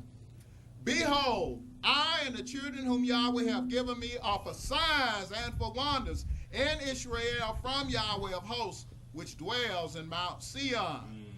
And when they shall say unto you, seek unto them that have familiar spirits, and unto wizards that peep and that mutter, should not a people seek unto their Elohim, for the living to the dead, to the law and to the testimony? If they don't speak according to this word, it is because there is no light in them. And they shall pass through it, hardly be stead and hungry. And it shall come to pass that when they shall be hungry, they shall fret themselves and curse their king and their God and look upward. And they shall look unto the earth and behold trouble and darkness, dimness of anguish, and they shall be driven to darkness. Nevertheless, the dimness shall not be such as was in her vexation, when at the first he lightly afflicted the land of Zebulun and the land of Naphtali, and afterward did more grievously afflict her by the way of the sea beyond Jordan in Galilee of the nations. The people that walk in darkness have seen a great light. They that dwell in the land of the shadow of death, upon them have the light shined. Praise Yah. Thou hast multiplied the nation and not increased the joy. They joy before thee according to the joy and harvest, and as men rejoice when they divide the spoil. For thou hast broken the yoke of his burden, and the staff of his shoulder, the rod of his oppressor, as in the day of Midian. For every battle of the warrior is with confused noise, and garments rolled in blood. But this shall be with burning and fuel of fire. For unto Israel a child is born, unto Israel a son is given, and the government shall be upon his shoulder, and his name shall be called Wonderful, Counselor, the Mighty El, the Everlasting Father, the Prince of Peace. Of the increase of his government and peace there shall be no end, upon the throne of David and upon his kingdom, to order it and to establish it with judgment and with justice from henceforth even forever. The zeal of Yahweh of hosts will perform this. The Adonai sent a word into Jacob, and it have lighted upon Israel. And the word that he sent into Jacob was the Messiah, and the Messiah did light upon Israel and confirm the promises that was made with our fathers, with our royal house, that we would be eventually saved from the hands of our enemies and set up as his nation upon the earth, and man will not lift up sword against his brother, and neither will he learn any war anymore, and the brotherhood of man will truly become a reality. Chapter 11 in verse 1 through chapter 12 in verse 6. Elder, in that verse where it talks about when they say to you, seek unto them who have wizards, familiar spirits and wizards, etc. You can see that phenomenon with this whole Harry Potter craze. You know, every time this woman comes out with a book, they're lined up and millions dressed up in, you know, warlock and witches costumes, etc. Correct. Before that thing about the witches and warlocks was released with Harry Potter, before that came out upon man, they already had, before the date was due of the book going on sale, they already had 4 million books printed and had orders for another 3 million. Just to think, something as stupid as Harry Potter. I mean, it's about witches and warlocks. And that's what man is all off into, being witches and warlocks. Yeah, go ahead. Yeah, they have a cartoon on Adult Swim on Channel 62 at night that are these demons, and the demons are the good guys, and they're really personable and likable. But the reason I said about it was they already have the half moon on their foreheads, and they're already running around, and like you can just see that with the EU already. They've already got that in the cartoon, and I mean everybody watched that already. So. Have y'all seen the commercial about where people going up to the bank to get their money and they stamping them on the forehead with their barcode? That's right. This folks letting us know, look here, this thing is down, it is going down. It's going down with or without you, clown. Now you can join onto it, and if you don't join onto it, we're going to destroy you. No man is going to be able to buy or sell except he take this name, number, and mark of this beast. And we've already been told that these things are going to take place, right? So why the hell are we sitting around not doing what we're supposed to do? We haven't got that much time. Yahweh told Abraham we'd be here 400 years, and he told us what would be taking place, and we can see it. We can see it. We need to do what we need to do. There's no doubt about it. Because if we don't, we might get purged out. Who said that Yahweh is going to have his hands stretched out stiff always? Yeah, go ahead and read, brother. He says, chapter 11, verse 1. And there shall come forth a rod out of the stem of Jesse, and a branch shall grow out of his roots, and the Spirit of Yahweh shall rest upon him, the Spirit of wisdom and understanding, the Spirit of counsel and might, the Spirit of knowledge and of fear of Yahweh, and shall make him of quick understanding in the fear of Yahweh. And he shall not judge after the sight of his eyes, neither reprove after the hearing of his ears. But with righteousness shall he judge the poor, and reprove with equity for the meek of the earth. And he shall smite the earth with the rod of his mouth, and with the breath of his lips shall he slay the wicked. And righteousness shall be the girdle of his loins, and faithfulness the girdle of his reins. The wolf also shall dwell with the lamb, and the leopard shall lie down with the kid, and the calf, and the young lion, and the fatling together, and a little child shall lead them. And the cow and the bear shall feed, their young ones shall lie down together, and the lion shall eat straw like the ox. And the sucking child shall play on the hole of the asp, and the weaned child shall put his hand on the cockatrice's den. They shall not hurt nor destroy in all my holy mountain, for the earth shall be full of the knowledge of Yahweh as the waters cover the sea. Praise Yah. And in that day there shall be a root of Jesse, which shall stand for an ensign of the people. To it shall the Euro-Gentile seek, and his rest shall be glorious. Praise Yah. And it shall come to pass in that day that the Adonai shall set his hand again the second time to recover the remnant of his people, which shall be left from Assyria and from Egypt, and from Patroth, and from Cush, and from Elam, and from Shinar, and from Hamath, and from the islands of the sea. And he shall set up an ensign for the nations, and shall assemble the outcasts of Israel, and gather together the dispersed of Yehudah from the four corners of the earth. The envy also of Ephraim shall depart, and the adversaries of Yehudah shall be cut off. Ephraim shall not envy Yehudah, and Yehudah shall not vex Ephraim. But they shall fly upon the shoulders of the Philistines toward the west. They shall spoil them of the east together. They shall lay their hand upon Edom and Moab, and the children of Ammon shall obey them. Those are the people in our land now, right? Okay, go ahead. Verse 15. And Yahweh shall utterly destroy the tongue of the Egyptian sea, and with his mighty wind shall he shake his hand over the river, and shall smite it in the 7 streams, and make men go but dry shod. And there shall be a highway for the remnant of his people, which shall be left from Assyria, like as it was to Israel in the day that he came up out of the land of Egypt. And today is known as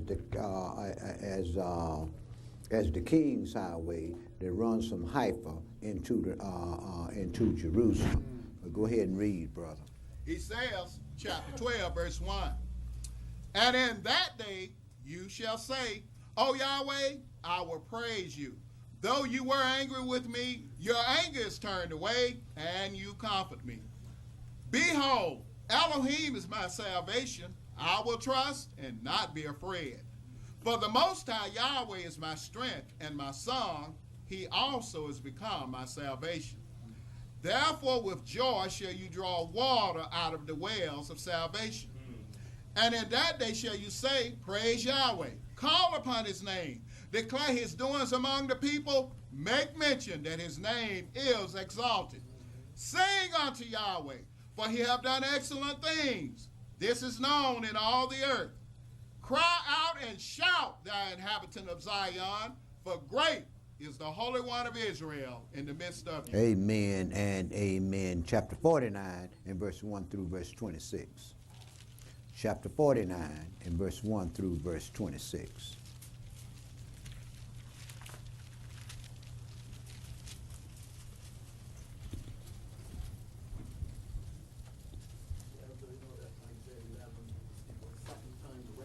Mm-hmm.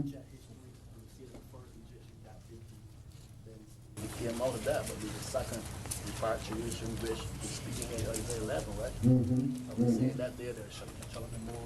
They shall come out of the land of the north. They shall not be said that they come into Egypt in those days, but they shall come into the land of the north country in the Arabian Sea. You know? Correct. When we read, it said, when they cast forth the leave, so the holy seed shall be the substance thereof. He was talking about the return of Judah out of Iraq, old ancient Babylon, to produce the holy seed. So he hadn't redeemed all the people because Israel had still been scattered. But this time, he said he's going to set it a second time, then he's going to gather all the tribes of Israel and the strangers that has gathered themselves to the nation of Israel. Isaiah chapter 49, and pick that up at verse 1, my brother. Yes, sir. Listen, O isles, unto me, and hearken, you people, from far. Yahweh have called me from the womb. From the bowels of my mother have he made mention of my name. And he have made my mouth like a sharp sword. In the shadow of his hand have he hid me, and made me a polished shaft. In his quiver have he hid me, and said unto me, you are my servant, O Israel, in whom I will be glorified. Then I said, I have labored in vain. I have spent my strength for naught and in vain. Yet surely my judgment is with Yahweh, and my work with my Elohim. And now says Yahweh that formed me from the womb to be his servant, to bring Yaakov again to him. Though Israel be not gathered, yet shall I be glorious in the eyes of Yahweh, and my Elohim shall be my strength. Hold up, brother.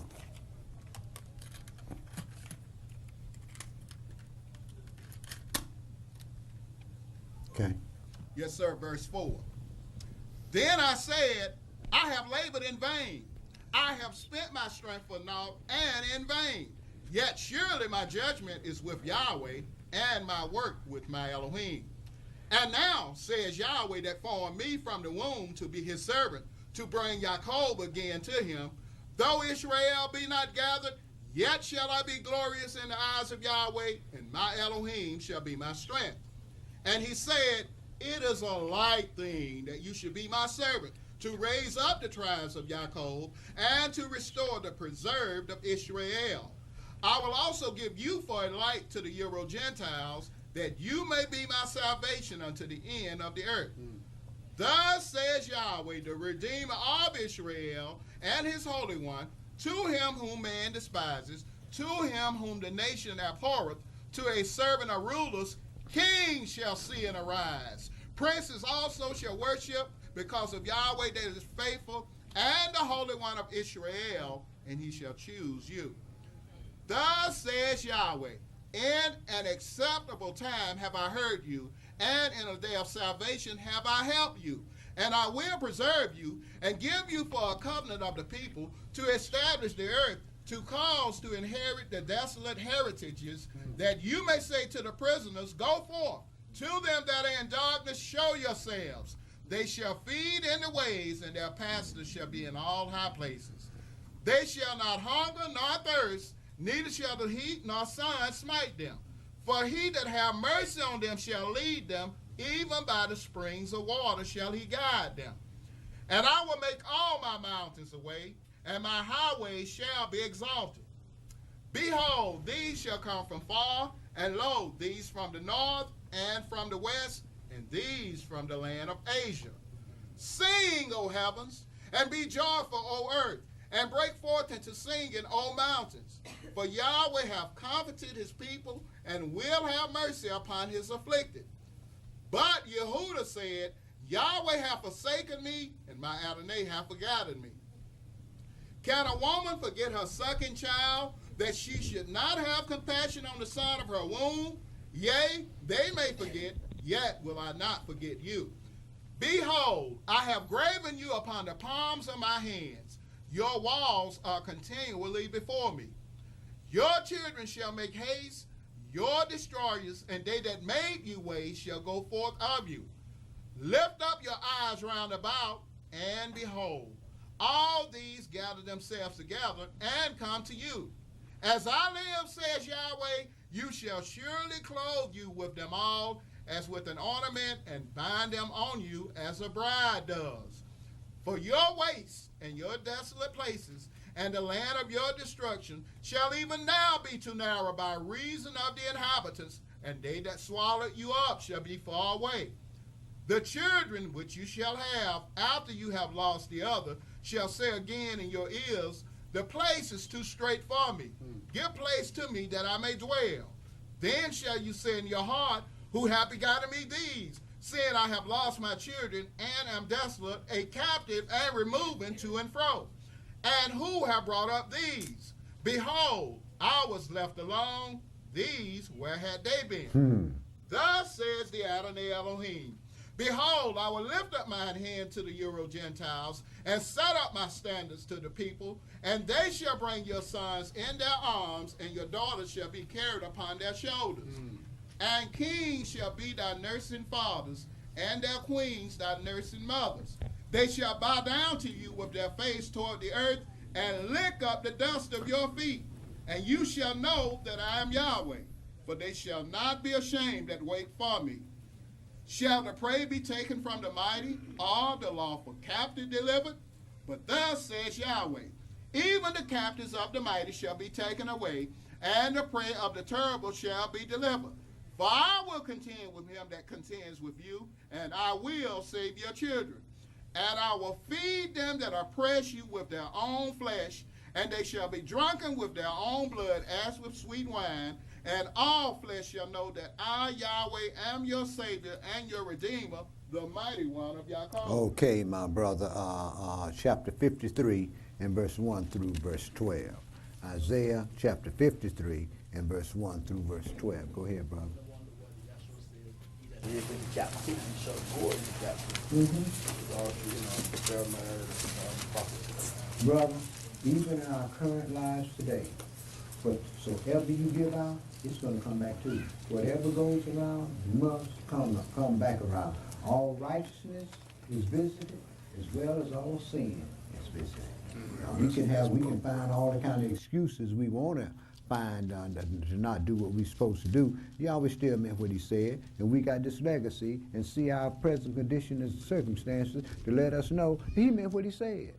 And he's going to recompense our ways to our own bosom.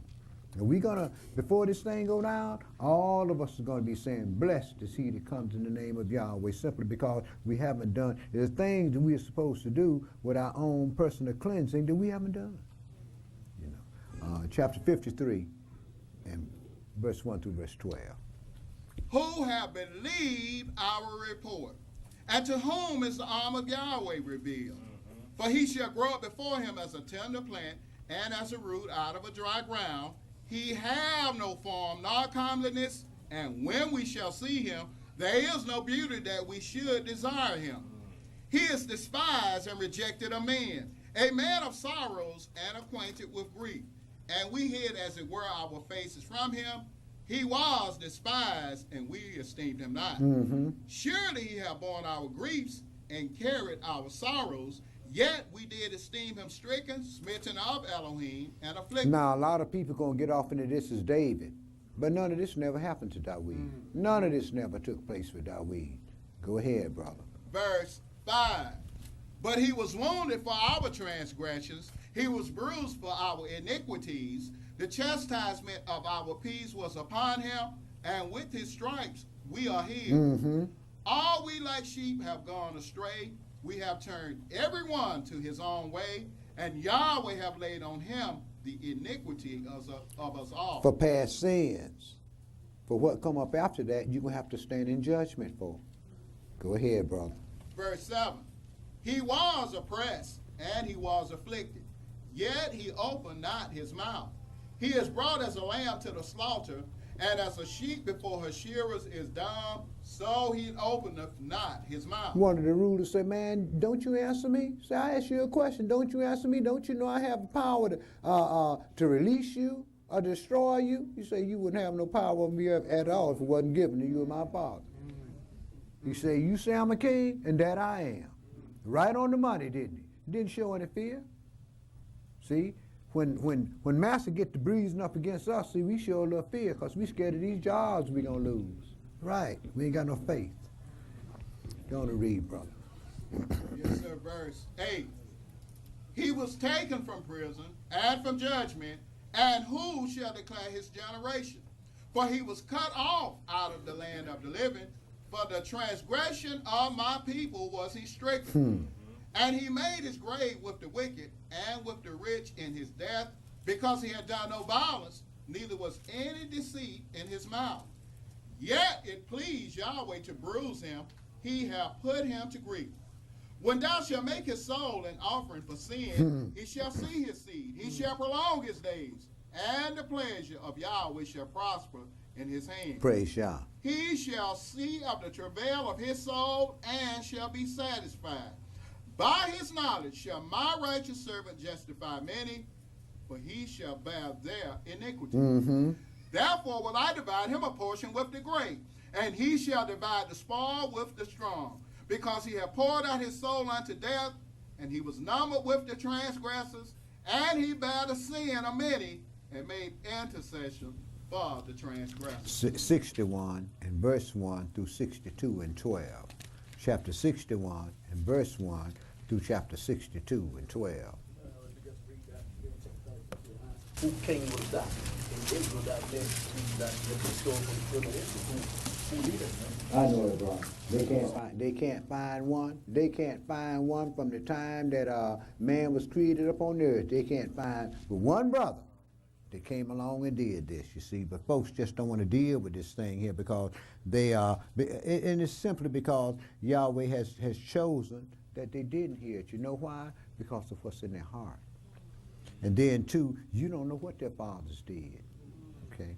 Okay. That's why we have to be careful, because we don't know what our fathers did. You know, so. Chapter 61, and pick that up at verse 1. The spirit of the Adonai Elohim is upon me, because Yahweh have anointed me to preach good tidings unto the meek.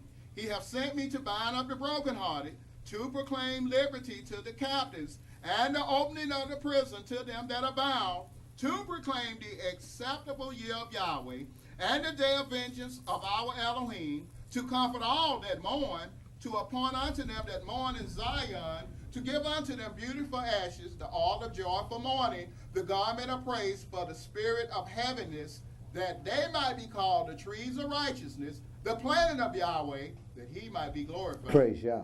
And they shall build the oasis, they shall raise up the former desolations, and they shall repair the waste cities, the desolations of many generations. As strangers shall stand and feed your flocks, and the son of the alien shall be your plowmen and your vine dressers. But you shall be named the priest of Yahweh. Men shall call you the ministers of our Elohim. You shall eat the riches of the Euro-Gentiles, and in their glory shall you boast yourselves. Now, their riches and their glory is their technology now. Let's understand that. And the world is swiftly advancing and getting more highly technical, and all of these things. This is why, see, This is another reason why the Gentiles are going to be, once the earth is set up, Yahweh is giving these things to the Gentiles for a reason, so that we will use them to do the things that they need to do in this kingdom, to make the kingdom, to help us make the kingdom a glorious kingdom. That's when the brotherhood of man will become a reality, simply because they will be living for us, and we will be living to help them. Go ahead and read, brother. Yes, sir. Verse 7. For your shame you shall have double, and for confusion they shall rejoice in their portion. Therefore in their land they shall possess the double. Everlasting joy shall be unto them. Everlasting joy is going to be upon the nations, right? Once Israel is put in place. Go ahead and read, brother. Verse 8. For I, Yahweh, love judgment. I hate robbery for burnt offering. And I will direct their work in truth, and I will make an everlasting covenant with them. And their seed shall be known among the Euro-Gentiles, and their offspring among the people. All that see them shall acknowledge them, that they are the seed which Yahweh hath blessed. I will greatly rejoice in Yahweh. My soul shall be joyful in my Elohim. For he hath clothed me with the garments of salvation. He hath covered me with the robe of righteousness, as a bridegroom deck himself with ornaments, and as a bride adorns herself with her jewels. For as the earth brings forth her bud, and as the garden causes the things that are sown in it to spring forth, so the Adonai will cause righteousness and praise to spring forth before all the nations. For Yehuda's sake will I not hold my peace, and for Jerusalem's sake I will not rest, until the righteousness thereof go forth as brightness, and the salvation thereof as a lamp that burneth. And the Euro-Gentiles shall see thy righteousness, and all kings thy glory. And thou shalt be called by a new name, which the mouth of Yahweh shall name. Now, folks say, well, see, this is Christian. See, that's what they say. This is Christian. He's talking about after the kingdom is set up, we're going to be called by a new name. Go ahead and read, brother. The Verse same 3. people that call us Christians call us a whole lot of other names right now. Yeah. And it's going to get worse than that. But go ahead and read, brother. Verse 3. Thou shalt also be a crown of glory in the hand of Yahweh, and a royal diadem in the hand of thy Elohim. Thou shalt no more be termed forsaken, neither shall thy land any more be termed desolate, but thou shalt be called Hephzibah, and thy land Beulah, for Yahweh delights in you, and your land shall be married. For as a young man marries a virgin, so shall your sons marry you. And as the bridegroom rejoices over the bride, so shall your Elohim rejoice over you. I have set watchmen upon your walls, O Jerusalem, which shall never hold their peace day nor night. You that make mention of Yahweh, keep not silence, and give him no rest, till he establish and till he make Jerusalem a praise in the earth. Yahweh hath sworn by his right hand and by the arm of his strength. Surely I will no more give your corn to be meat for your enemies, and the sons of the strangers shall not drink your wine, for the which you have labored. But they that have gathered it shall eat it and praise Yahweh. And they that have brought it together shall drink it in the courts of my holiness. Go through the gates. Prepare you the way of the people. Cast up the highway. Gather out the stones. Lift up a standard for the people. Behold, Yahweh hath proclaimed unto the end of the world. Say you to the daughter of Yehuda, behold, your salvation comes. Behold, his reward is with him, and his work before him. And they shall call them the holy people, the redeemed of Yahweh. And you shall be called, sought out, a city not forsaken. Okay, my brother, now let's go into Yirmiyahu. Let's go into Yirmiyahu. We're going to pick this up at verse chapter 30 and verse 1 through chapter 31 and verse 40. Jeremiah chapter 30 and verse 1 through chapter 31 and verse 40.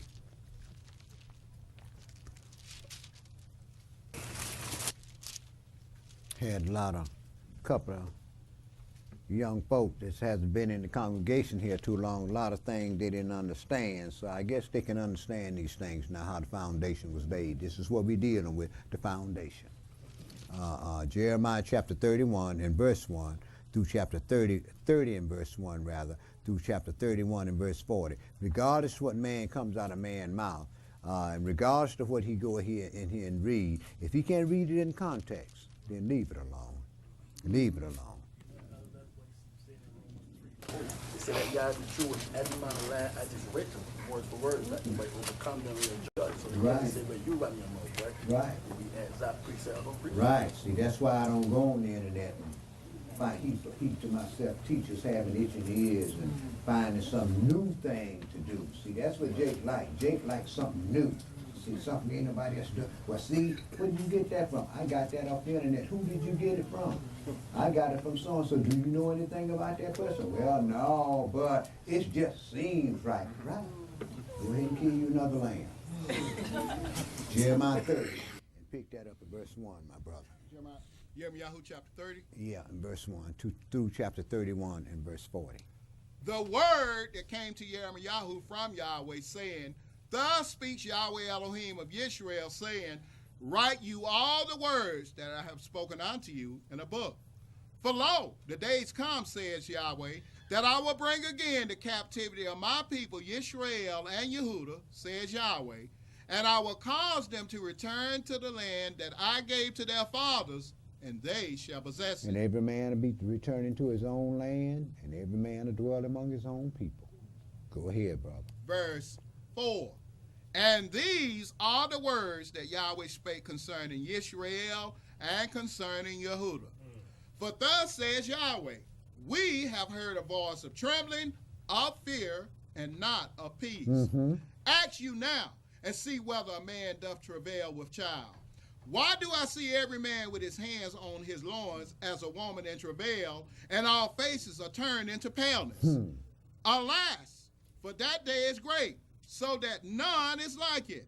It is even the time of Jacob's trouble, but he shall be saved out of it. This is after Lucifer is thrown out of heaven in Revelation's 12th chapter and come to make war with us, right? Go ahead, brother. Verse 8. For it shall come to pass in that day, says Yahweh of hosts, that I will break his yoke from off your neck and will burst your bonds, and strangers shall no more serve themselves of him.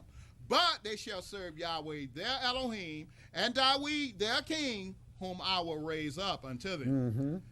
Therefore fear you not, O my servant Jacob, says Yahweh, neither be dismayed, O Israel. For lo, I will save you from afar, and your seed from the land of their captivity, and Jacob shall return and shall be in rest, and be quiet, and none shall make him afraid. For I am with you, says Yahweh, to save you. Though I make a full end of all nations, whither I have scattered thee, yet will I not make a full end of thee. But I will correct thee in measure, and will not leave thee altogether unpunished. I'm going to correct you in measure, and I'm not going to leave you unpunished. In other words, the things that we've been getting off into, that we think we've been getting away with, no chastening at times seems great. But see, but then when we receive that chastisement, what it does, it brings forth the things that it's supposed to bring forth in us. So we are not receiving these chastisements now. We're going to receive them later on. They're going to come. The thing of it is this: will we be able to withstand the chastisement? Yeah, a lot of people ain't going to be able to withstand this thing, brother, that's going to go down upon us, because we're doing too good right now. We don't understand it. See, we don't want to suffer for Yahweh's sake. We're going to wait until we are forced to suffer. Well, you got to do these things now. The Messiah came on the scene suffering for the people, didn't he? Okay, we got to do the same thing. That's why he told us to be you followers of me. If we live according to the ways of the strangers today, then we're gonna suffer what? We're gonna suffer the curses that's gonna be carried out upon the stranger. We've been cursed long enough and did things according to what we learned from the nation. This is why the nation, now we have to put ourselves in the position of where the nation learned from us, not just by the words that come out of our mouth, but by what they see in us. See, what they see in us. But when the nation see us acting just like them, what do they want to learn from us? Go ahead and read, bro. Yes, sir. Jeremiah chapter 30, verse 12. For thus says Yahweh, thy bruise is incurable, and thy wound is grievous. There is none to plead thy cause, that thou mayest be bound up. Thou hast no healing medicines. All thy lovers have forgotten thee. They seek thee not. For I have wounded thee with the wound of an enemy, with the chastisement of a cruel one, for the multitude of thine iniquity, because thy sins were increased. Right. We came over here to show you that when we came over here, they considered us 3/5 of a human being. Check that out. Check that out. And when you look on TV today, we still 1/5 of a human being. Go ahead and read. Yeah, brother. and seeing what's going on with these brothers, it's often that interracial thing. OJ and Kobe, you see what that European had out in front of his restaurant the other day? He said, why did Michael Jackson get off? Because is he a nigga or is he a monkey? See, they get a little fed up with that, brother. Maybe he's both. Yeah, go ahead and read, brother. Yeah. I don't know nothing about Michael Jackson, man. Yeah, it's been all on television. The only thing he put out that I liked was that album he did with Quincy Jones. That's the only one. Everything else he could have kept, Jack. I was grown when Michael Jackson was a little kid singing, so. But the kicker to it, the NAACP want to come down there and make him take that sign off. And he say he talk about his own people just like he do anybody else. He say he just criticizes anybody. He said under the Constitution he got a right to do what he's doing. Well, why don't they go on Western Avenue in Chicago and over there in Klan territory and make them take down that sign they got on the side of that building and say no niggers allowed? Yeah. Go ahead and read, man. Yes, sir. Yirmiyahu chapter 30, verse 15. Why cry you for your affliction? Your sorrow, is incurable for the multitude of your iniquity. Because your sins were increased, I have done these things unto you. Therefore, all they that devour you shall be devoured, and all your adversaries, every one of them, shall go into captivity. And they that spoil you shall be a spoil, and all that prey upon you will I give for a prey. For I will restore health unto you, and I will heal you of your wounds, says Yahweh, because they call you an outcast, saying, this is Zion, whom no man seeks out. And we know, don't nobody come in our neighborhood and stay in our neighborhood unless they're forced to, because we are lawless, self-willed, self-governed people. Go ahead and read, brother. Verse 18. Thus says Yahweh, behold, I will bring again the captivity of Jacob's tents, and have mercy on his dwelling places, and the city shall be builded upon her own heap, and the palace shall remain after the manner thereof. And out of them shall proceed thanksgiving, and the voice of them that make merry. And I will multiply them, and they shall not be few. I will also glorify them, and they shall not be small. Their children also shall be as aforetime, and their congregation shall be established before me, and I will punish all that oppress them. And their nobles shall be of themselves, and their governor shall proceed from the midst of them, and I will cause him to draw near, and he shall approach unto me. For who is this that engages hard to approach unto me?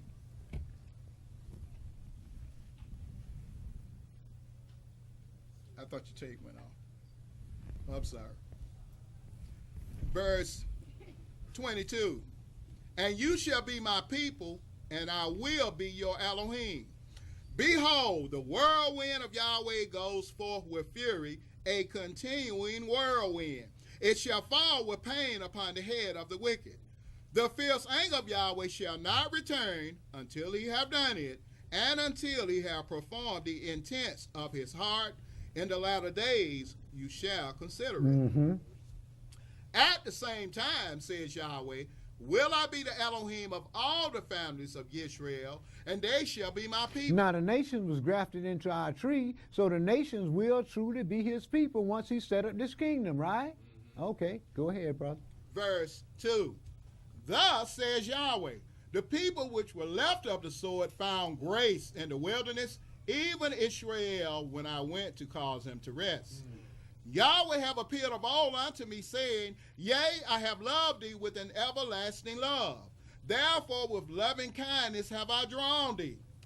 Again, I will build thee, and thou shalt be built, O virgin of Israel. You shall again be adorned with your tablets, and shall go forth in the dances of them that make merry.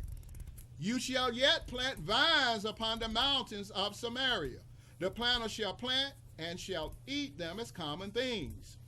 For there shall be a day that the watchman upon the Mount Ephraim shall cry, Arise ye, and let us go up to Zion unto Yahweh our Elohim. For thus says Yahweh, Sing with gladness for Jacob, and shout among the chief of the nations, publish you, praise you, and say, O Yahweh, save your people, the remnant of Israel. Behold, I will bring them from the north country and gather them from the coast of the earth, and with them the blind and the lame, the woman with child, and her that travails with child together. A great company shall return thither. They shall come with weeping, and with supplications will I lead them. I will cause them to walk by the rivers of waters in a straight way, wherein they shall not stumble. For I am a father to Israel, and Ephraim is my firstborn.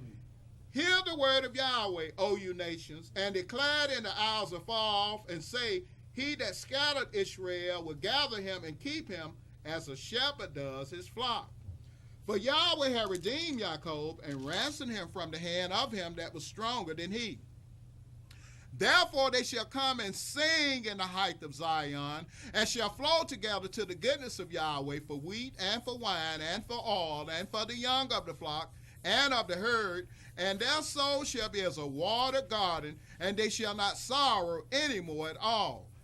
Then shall the virgin rejoice and the dance, both young men and old together, for I will turn their mourning into joy, and will comfort them, and make them rejoice from their sorrow. Right. Once these things, so we can very well see that once these things are set up, things are going to be done in righteousness. This is why it talks about us having virgins and so forth and so on. Nowadays, with the system of things, with us learning the ways of the heathen, we don't have no old maids no more. And maids are virgins. The only way you're going to get a cherry today is in the grocery store in a jar. So Yahweh is going to set these things up again. Well, it's the system of things. We all know it. I mean, sex is the symbol of the day. I mean, everybody go out. When somebody meets somebody, the first thing a brother do is say, man, I want to slay this sister. That's the first thing that come on our minds, simply because we've learned the ways of strangers, and we haven't learned how to court women yet. See, the only thing we've learned how to do is slay them. Yeah. Go ahead and read, brother. Yes, sir. Verse 14. And I will saturate the soul of the priest with fatness, and my people shall be satisfied with my goodness, says Yahweh. Thus says Yahweh, a voice was heard in Ramah, lamentation and bitter weeping. Rachel, weeping for her children, refused to be confident for her children, because they were not. Okay, my brother, skip down to verse 21. Yes, sir. Set thee up waymarks, make thee high heaps, set down hard toward the highway, even the way which you went. Turn again, O virgin of Israel, turn again to these your cities. How long will you go about, O you backsliding daughter?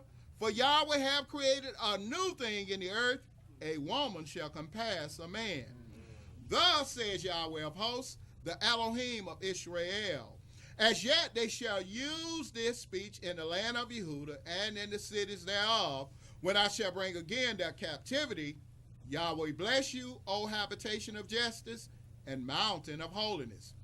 And there shall dwell in Yehuda itself, and in all the cities thereof together, farmers and they that go forth with flocks.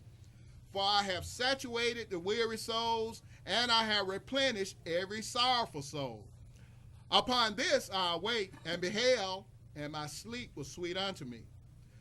Behold, the days come, says Yahweh, that I will sow the house of Israel and the house of Yehuda with the seed of man and with the seed of beasts. And it shall come to pass that like as I have watched over them to pluck up and to break down and to throw down and to destroy and to afflict, so will I watch over them to build and to plant, says Yahweh. In those days they shall say no more, the fathers have eaten a sour grape, and the children's teeth are set on edge. But everyone shall die for his own iniquity. Every man that eats the sour grape, his teeth shall be set on edge. Behold, the days come, says Yahweh, that I will make a new covenant with the house of Israel and with the house of Yehudah, not according to the covenant that I made with their fathers in the day that I took them by the hand to bring them out of the land of Egypt, which my covenant they broke, although I was an husband unto them, says Yahweh. But this shall be the covenant that I will make with the house of Israel. After those days, says Yahweh, I will put my law in their inward parts and write it in their hearts, and will be their Elohim, and they shall be my people. And they shall teach no more every man his neighbor and every man his brother, saying, Know Yahweh. For they shall all know me, from the least of them unto the greatest of them, says Yahweh. For I will forgive their iniquity, and I will remember their sin no more.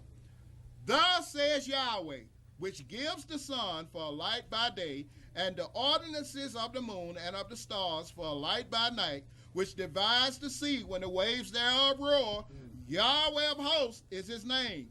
If those ordinances depart from before me, says Yahweh, then the seed of Israel also shall cease from being a nation before me forever. Okay, now seeing he said this, the nation say, well, Yahweh cast y'all off and turn to the Gentiles. I find something wrong with that. And you know what? I find it really interesting and let me know the power of my Creator to see how our people are so caught up into this thing that when you read to them about their own heritage, they tell you what they think and what they believe.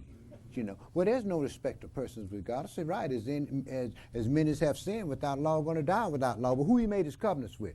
Well, they made his covenants with the Gentiles. To show me one. Ain't there some brothers think they Gentiles?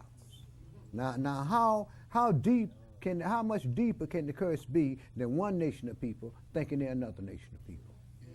Yeah, brother, I asked this brother on my job. He's one of those Pentecostal preachers, and I asked him what was a Gentile, who were the Gentiles. He said, "You need not bother with that. That's a tricky question." Read it here. It says one thing. I said, "Well, you got to go back to the beginning to find out who he was. He belongs. It was a nation that he came out of. No son, but he said it's a trick question." And you know what? Haven't Yahweh preserved the strangers, although look at the things they've done to us? Haven't he showed he loved the strangers? That's right. Huh?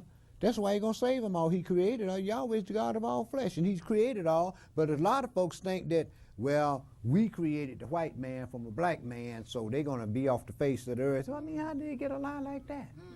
But it shows you the depth of the curse that our people are under today, brother. Right. And for that reason, it shows you that their names are not written in the Lamb's Book of Life, and they're going to be cut off and die. But go ahead and read, brother. Jeremiah that the Gentiles inherited lives, and then it also said that the ladders come up off the ticket, the destroyer of the Gentiles is on his way. So Yahweh ain't dealing with those Gentiles. I mean, the lives that they're coming forth with, right? Correct. You're absolutely correct. Go ahead and finish up, Steve. Yeah. You got a situation where you got the missionaries, from Africa, and talking boy, supposedly. Now you got them coming over and teaching our people again. The Africans will teach. See, I'm figuring, I'm wondering, what's the deal on this thing? You know, they sold us into captivity. Now you're gonna come back over here and try to teach us the word of God. I got a problem with that. Correct. And I'll tell you something else that's happening over in Africa too, brother. When you look at these documentaries, the Roman Catholic Church is growing in leaps and bounds in Africa. You know why? Them Gentiles getting ready to go over and take that thing over, brother. Once this beast is set in place, they're going to take this whole thing over. They're going to rule all of the nation with the rod of iron. Yeah. And the people are going to love it so. Yeah. But go ahead and finish up, Steve. Yirmiyahu, chapter 31, verse 37. Thus says Yahweh, if heaven above can be measured, and the foundations of the earth searched out beneath, I will also cast off all the seed of Israel for all that they have done, says Yahweh. Behold, the days come, says Yahweh, that the city shall be built to Yahweh from the tower of Hananeel unto the gate of the corner. And the measuring line shall yet go forth over against it upon the hill Gareb, and shall compass about to Goad. And the whole valley of the dead bodies, and of the ashes, and all the fields unto the brook of Kidron, unto the corner of the horse gate toward the east, shall be holy unto Yahweh. It shall not be plucked up, nor thrown down any more forever. Amen and amen. As we see, a seed of David would be born to a virgin that would pour out his blood unto death, that Israel would be redeemed. Not only so, but the Redeemer would be a relative according to the law. He would be without spot or blemish according to the law. He would confirm the new covenant made with our fathers, the 12 tribes, and eventually he would become the God, King, High Priest, deliver his nation from worldwide captivity, and set them up for the rulers of the earth for a millennium, and then forever and ever. And as the Gentiles and all the nation will have peace and prosperity and glorify the God of Israel on this earth. When we study the law, we find that the oracles are not just do's and don'ts, but they were things within the framework that were hidden from our fathers. And those blessings were the liberties that was granted to our nation, that Yahweh's overall purpose concerning man's destiny would be made manifest to us and then to mankind.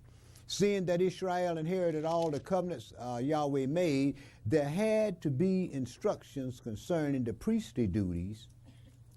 And these are the liberties written in Acts, Romans, Hebrews, James, and Peter, which declare our position with Yahweh Elohim of Israel, just as Brother Saul instructs us as to how to exercise our liberties concerning church protocol in his epistles to Timothy. Then in Corinth, Saul explains our gifts and the liberties we have that would edify this family in Yahshua's kingdom, as as the Messiah is set up as the God, King, High Priest. Now, what I'm going to do, I'm going to stop right there, because I got 15 more pieces of scripture.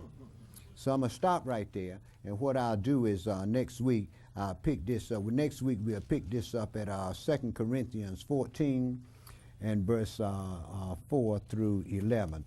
But let us consider the things that we read because of today, because Yahweh meant what he said. And like I said, I'm in a series of classes that's going to set up things the way that Yahweh said and not according to man. So be careful of the things we read, brothers and sisters, because Yahweh, our Elohim, is a consuming fire. So it's been said, so let it be written. Even so, come, Lord Yahshua, and save us out of all our